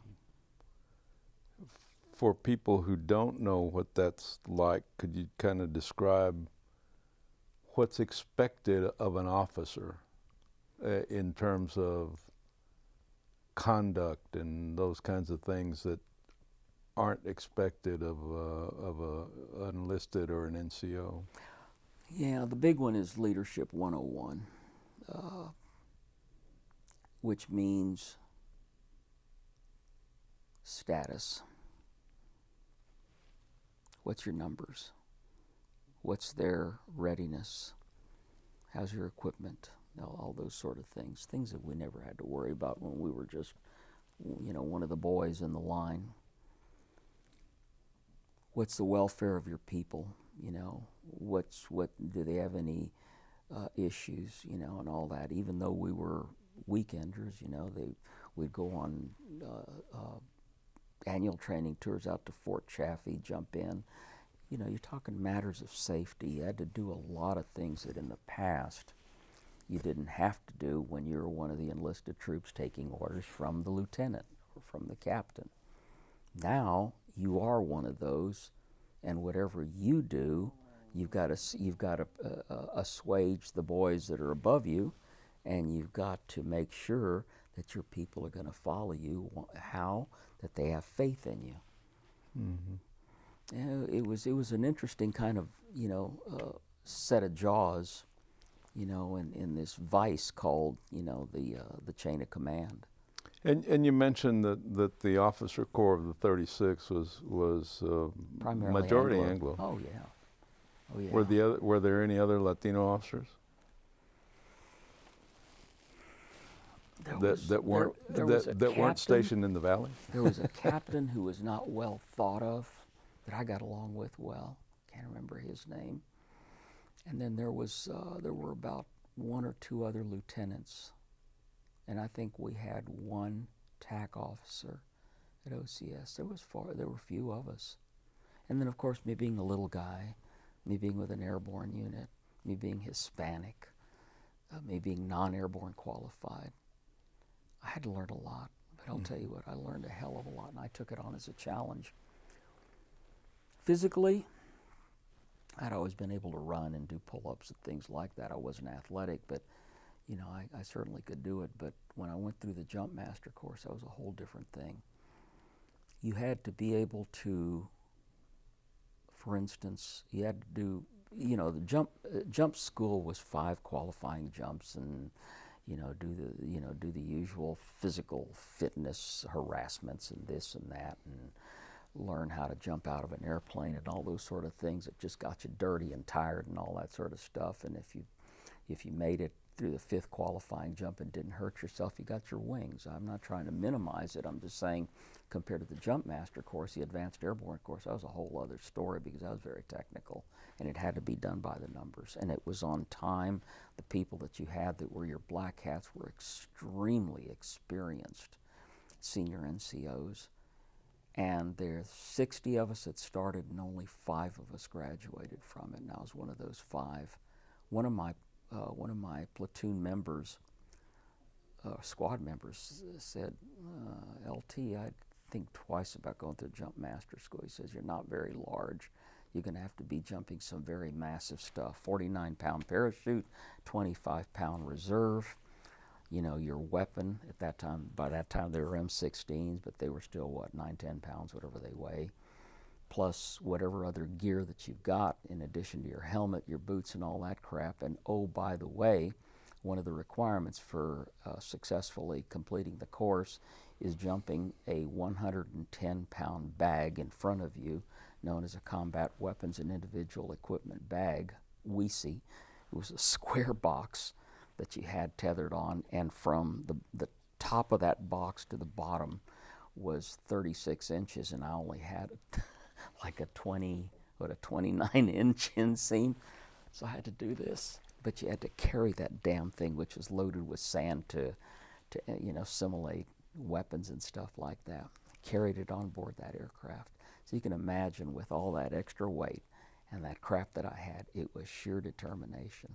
And I remembered what that guy was telling me. He says, he was very concerned for me. He says, you can get hurt. You could really get hurt seriously. I said, I'm going to do it. That was when I found the real depths of my determination to succeed despite whatever was laid in front of you. Those were physical challenges, never mind the social challenges that I had with people that might not have liked Mexicans. I mean, there was all kinds. I mean, I'm not trying to paint it as a lily white discriminatory organization, but you had to prove your mettle. You had to prove your worth. And it was at that time that my confidence level grew, despite some things that might have gotten in the way. So the career path for an infantry officer is platoon leader, XO, company commander, correct? Mm-hmm. So did you check all those boxes? Yeah, and in fact, it was a turnstile of company commanders that I had when I was at that combat support company, so I ended up being a company commander as an 01, even before I had enough time to be an 02. Lieutenant. Yeah. Yeah, so as a second lieutenant, I was actually a company commander. Before I got picked up, the colors of the Airborne Brigade were cased in 1980, so I spent a little less than 5 years with them. I loved it, and I was hoping that I could get something again, because I wanted to jump out of airplanes or do some kind of air assault stuff, but that never happened. I ended up becoming an aide-de-camp to some general officer who needed an aide-de-camp, and it turns out that he was feared, hated. He featured himself as a MacArthur, a guy by the name of Lewis Stevens. And Stevens was the kind of guy that if he liked you, he would be your mentor. He was never your friend. He was always very formal. But you were also just like aides are, bring their coffee, do this, do that, be up before them, pick them up, take them. You're the last one to go to bed long after, he's been, at his quarters and all that sort of stuff. And I was able to do all those things, and he really liked my method. But being his aide and being introduced to all those general officers in the Guard apparatus set me up, because my name started coming up, so I ended up getting name recognition. I had to go to the Armor Officer Advanced course as a first lieutenant, which was unusual because usually by that time there were captains, but it was because of him, because he had visions of me being a tank company commander. I ended up going to the resident course at Fort Knox for 6 months, and there I was surrounded by nothing but West Pointers, so there was another challenge there. Me as just an OCS guy, non, if you will, pedigreed like the West Pointers and all that stuff. Well, they were my classmates. We got along well. I also learned some of the nuances about the West Point Protective Association and things like that. But fortunately, since I was, if you will, one of them as a fellow student, we got along well. We, went out after hours and all that sort of stuff and formed a little group. But nonetheless, I had to prove my mettle with them, competing with them at in the course. And I did fairly well. When I came back, and I was getting ready to assume some position that I thought my boss was going to assign me to, I got a call from headquarters, Texas Military Forces. At that time it was headquarters, Texas National Guard. And Lieutenant, your name has come up. We were wondering if you would be interested in something that's full-time active duty. I said, what? I said, yeah, with the Air National Guard. I said, what? It just didn't make sense. They said, the state of Texas has undertaken something because in the wake of the bombings that happened in Muniz Air National Guard base, terrorist things, about guarding, about the base security. And so since my name, and my reputation had preceded me, I'd been approached. And that was the beginnings of my career in the Air Force. I transferred my commission intact as a first lieutenant, and after I finished the school and all that, I had to go to the security police officer course in 1982, and I took command of a unit in El Paso, of all places, because that's where it was being housed. This time, it was an organization that was Hispanic heavy. First Hispanic heavy organization that I'd ever commanded. It was a big brouhaha because, of course, that was there was a lot of money that was going to come over, national recognition, and all that sort of stuff. So I had to really work my butt off, but it was still dealing with the Lily White boys in command, in Austin. Willie Scott was still the adjutant general. The guy that I had been the aide de camp to, Lewis Stevens, was pissed off at me because he thought that I was proselytized. He says, besides that, we sent you to school for 6 months and I expect blah, blah, blah. I said, sir, are you going to hold it against me because of the fact that I've got an upward bound opportunity here, that I was approached by a level higher than you? When I looked at him straight in the face, because he demanded that I go meet him at his, at the armory out at California Crossings to get my ass chewed out because I told him that I'd been offered this opportunity. And this was full time. This was full time active this duty. Isn't once a month, Title 2 weeks 32. in the No, summer. it wasn't. No, it was definitely full time active guard reserve. But you had to put on a blue suit. Blue suit. I had to go get blued. So just like I had to go from being a squid to an Army guy, now I'm going from being a green Army guy, infantry, to being a blue guy as a security policeman. I said, what the fuck is security police? MPs? No, it's quite different.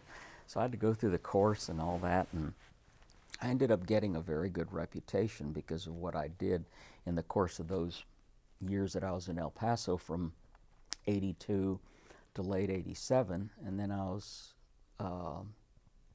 command directed to go to San Antonio at the 149th Fighter Wing because they just fired the predecessor cop commander, so I ended up becoming the commander of the security forces unit over there. And that's when my stock really began to grow. I was promoted a major in 89, a captain in 82, 83, and then major in 89. And by that time, I was really steadily growing up the ranks. Now, mind you, this was for a Hispanic officer. There weren't too many Hispanic officers in the Air National Guard at the time. Non-rated, okay? So That means not a pilot. Not a pilot. So you're not one of the darlings or one of the patricians. And then I ended up going from captain to major, lieutenant colonel in 1994 because after I relinquished command, I had several I should say several, I think it was 3 senior staff jobs, but the big job that I got selected for at the 149th is when I was selected by the wing commander to become the director of staff, the chief of staff of the wing. That put me on parity with all of the commanders who were the commanders of the organizations other than the big boss that I worked for. And the guy that I was working with, in addition to that boss, was then Lieutenant Colonel Daniel James III, Chappie James's son. He just recently passed away. I didn't know that. When he was a vice commander, Gary Walston was a commander, Danny James was a vice commander, and I was a chief of staff. So within that little triad at the headquarters, you had the Anglo guy running the organization, his number 2 guy, a black guy, and me, the Hispanic guy.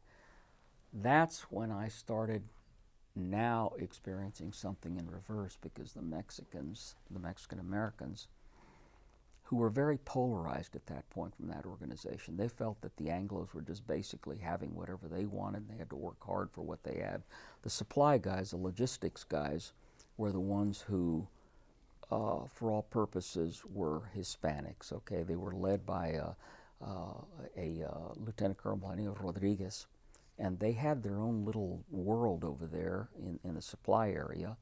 And of course, if you've ever been to an Air Force base, they have their operations area, they have their maintenance area, and they have their logistics area, and their support area, and then their medical areas.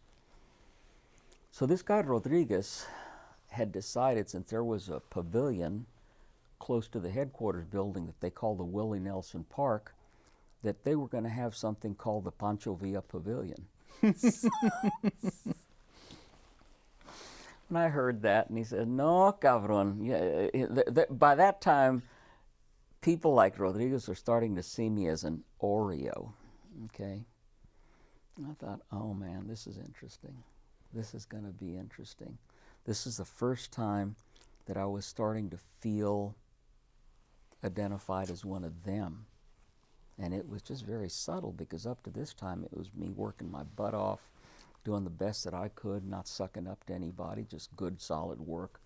And because of where I had gone, based on my track record, my reputation, reliability, etc., and my ability to get results, that I'd been put in that position.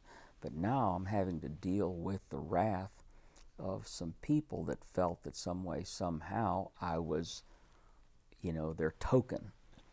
And to the contrary, it became matters of a good, solid work record, so much so that when General James became the Adjutant General, he brought me up to be his Command Inspector General as an 06. So I was ultimately promoted. I'd been put in the late... 06 being full colonel. Full colonel. Let me ask you about while all this was going on career-wise, what was your family situation? My wife and I married. I met her at Fort Bliss when I was commanding that unit. She was a public affairs type, and in the Army, and I suggested to her when we met in El Paso, she was getting out after she had gone to Berlin for a year and a half. We dated, got together, and I had to, because I was an officer and she was enlisted, even though she's getting out of the active Army. Well, there's no question there about fraternization or anything like that, but when she re-enlisted, we were already married, or when she enlisted in the Guard. We were already married, and we just kept our world separately. She was Army, I was Air. When I got transferred over to the 149, we were married in 85. We had our first child, a son, in 86. We transferred to San Antonio in 87. Our daughter was born in 88. With the matters that I was dealing with my commands, or with my staff officer time, or with the inevitable number of things that we got, that we were dealing with, congressional level complaints, inspector general complaints. We lost a couple of aircraft, and things like that, F-16s. There was a lot of things that were going on, and of course we were busting our butts trying to stay on top of a lot of things. And then our unit became the object of intense scrutiny because of allegations of, again, these were EO matters, you know. And I mean, so much so that in the, I don't know if you might remember it, Arnold, but back in the early 90s, there was a congressional level, well, it's actually a state, you know, there was a, I can't remember what the state legislator, but National Guard Bureau Inspector General actually appointed an investigation into allegations of, you know, violations of EEO, you know, standards, etc. And there was actually several complaints that were substantiated. And I was the guy that was overlooking the setting up for the scheduling for the interviews by the investigator and all that sort of stuff. And then later on, I had been appointed to conduct a commander's directed investigation, and the adjutant general's, who at that time was Scott's successor, Dennis, Jake Dennis, really liked the level of my work. So it was at that time that I started being looked upon as somebody that could do investigations, which put me in squarely in line to be, you know, an inspector general. And I thought, good God, nobody wants to be around an IG, you know. So I kept feeling like, if anything, they were pushing me out to the ozone. But that was my track. So, you know, implied in your description of life in the Texas National Guard was sort of confirms or reaffirms the notion that the Texas National Guard, like maybe all National Guards, is a very political organization. Yes. Very, very political. Yes, yes. Yeah. So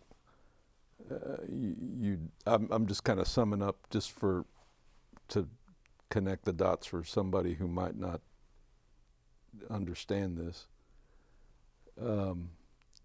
You learned, as they say, to play the game. You played it well, evidently. You became a full colonel against the odds in the Air Force because you were not a pilot. You didn't go through the academy. You didn't do all the things that... when General James, not Dennis, the Chappie James' son, was appointed as adjutant general. Mm-hmm. 95 Yeah, November. which means that he was in charge of both the Air Guard and the Army Guard.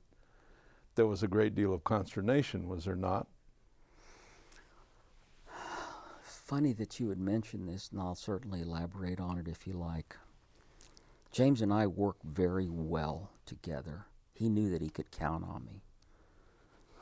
He knew how to fly airplanes. He certainly knew how to handle people. He was suave. He was everything that you would envision in a sharp officer as a lieutenant colonel. And he's promoted to colonel since he had been put in the vice commander position as, you know, when we were at the 149th Fighter Wing.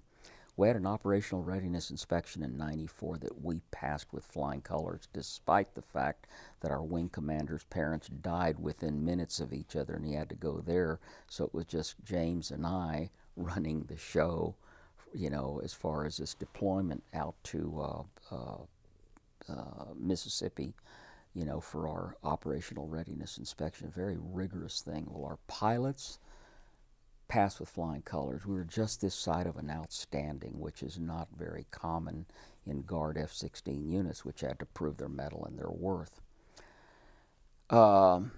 General James's own reputation continued to grow, never mind his name, you know, recognition and all that.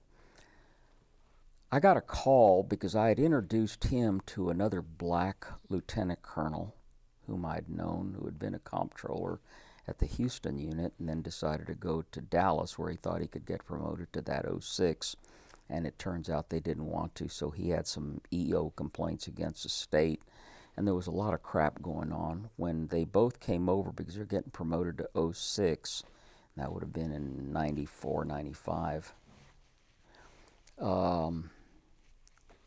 I introduced them. I said, I think you guys might find use knowing each other. And they became very close, allies, if you will. Later they became enemies. But it was James that said, Tony, have you been contacted by any chance about this guy possibly being adjutant general? Because by that time Sam Turk was in. He was not, he had grown old. Okay, he was staling, and the Bush administration realized we wanted to have somebody of color. They'd been looking at this other colonel, but there was a lot of crap that came out against him. So we got a call. I don't know if you ever knew this gentleman. He was the maintenance supervisor, vehicle maintenance supervisor at the 149th, the guy by the name of Benito Salcedo. Benito and I became very close friends. He was politically astute. That's when I learned over the course of my time with the Guard that stay out of politics, but it certainly doesn't hurt to be politically astute. Know where the game is, how the game is played, who the players are, what they're looking at. Keep your mouth shut. Don't even vote in the primary so you won't be associated with one party or the other.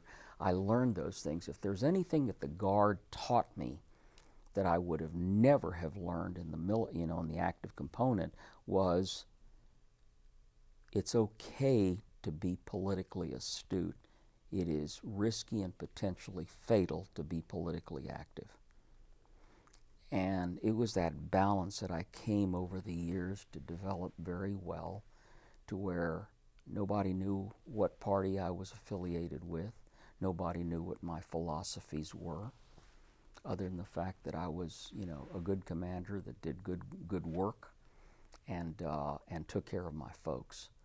But as time went on and you go up that ladder, then there are matters that come up. When James asked me if I'd been approached, I said, yes, I have. He says, well, I got a call that I'm trying to remember, Dan Bartlett. There were three people that surrounded Bush: Albaugh, Hughes, and Dan Bartlett. Dan Bartlett was a guy that, after they realized that this other black guy that I'd introduced James to, because of the fact that he was being looked at to be a future adjutant general, he had called me up himself. Tony, I'd appreciate it if you're contacted, putting in a good word for me. I said, of course, sir, I'd be glad to. Well, it turns out that he wasn't the guy, and they decided they wanted to talk to James Salcedo, that guy I'm telling you about, because he's very politically active, and me. Bartlett, we went over to the operations group office and spoke to Bartlett, and he spoke to each of us. And then finally that night, James called me up. He said, Tony, that was a weird call. And I said, yes, sir, it sure was. He says, they want me to be in Austin. I said, what? He says, yeah, the governor'd like to talk to me. History. November 95. That other guy was passed over. James was the man. That's when I got word. He says, I'm looking at you as being my state chief of staff. I said, it's one thing to be a chief of staff at a wing where you know the culture, you know the game, and you know how to play it, and you're their grade. I said, chief of staff of the state, that is a hot position. That is one of the 5 positions: adjutant general, 2A tags, chief of staff, and the command sergeant major. Those 5 positions are a package that goes forward for Senate confirmation. And I really was very discouraging about him making me his chief of staff. I said, I'll be here to, for you anytime you need, and all that sort of stuff. And that's when he decided. He says, I need you over here as my inspector general. So that's what I did. I did that for, my gosh, from 97 until I retired in 2006. I'd been picked up by the U.S. Air Force to teach. I was one of the ground level people that established the installation inspector general course that I used to go out for about 3-4 years to D.C. every other week to teach. And I got a good reputation in the Inspector General community for the kind of work that I did. So once again, my work was never the issue. It was understanding the game. What's my point here? This is not about me. It's a matter of if you're going to play the game in a very politically charged environment, you've really got to know the politics. God, everything is politics. As distasteful as I found that to be years ago, I realized, Arnold, that everything is politics. Playing the game, not by political party per se, it's just the games that, that the groupings of people, who see certain things a certain way, how can you reach out to them?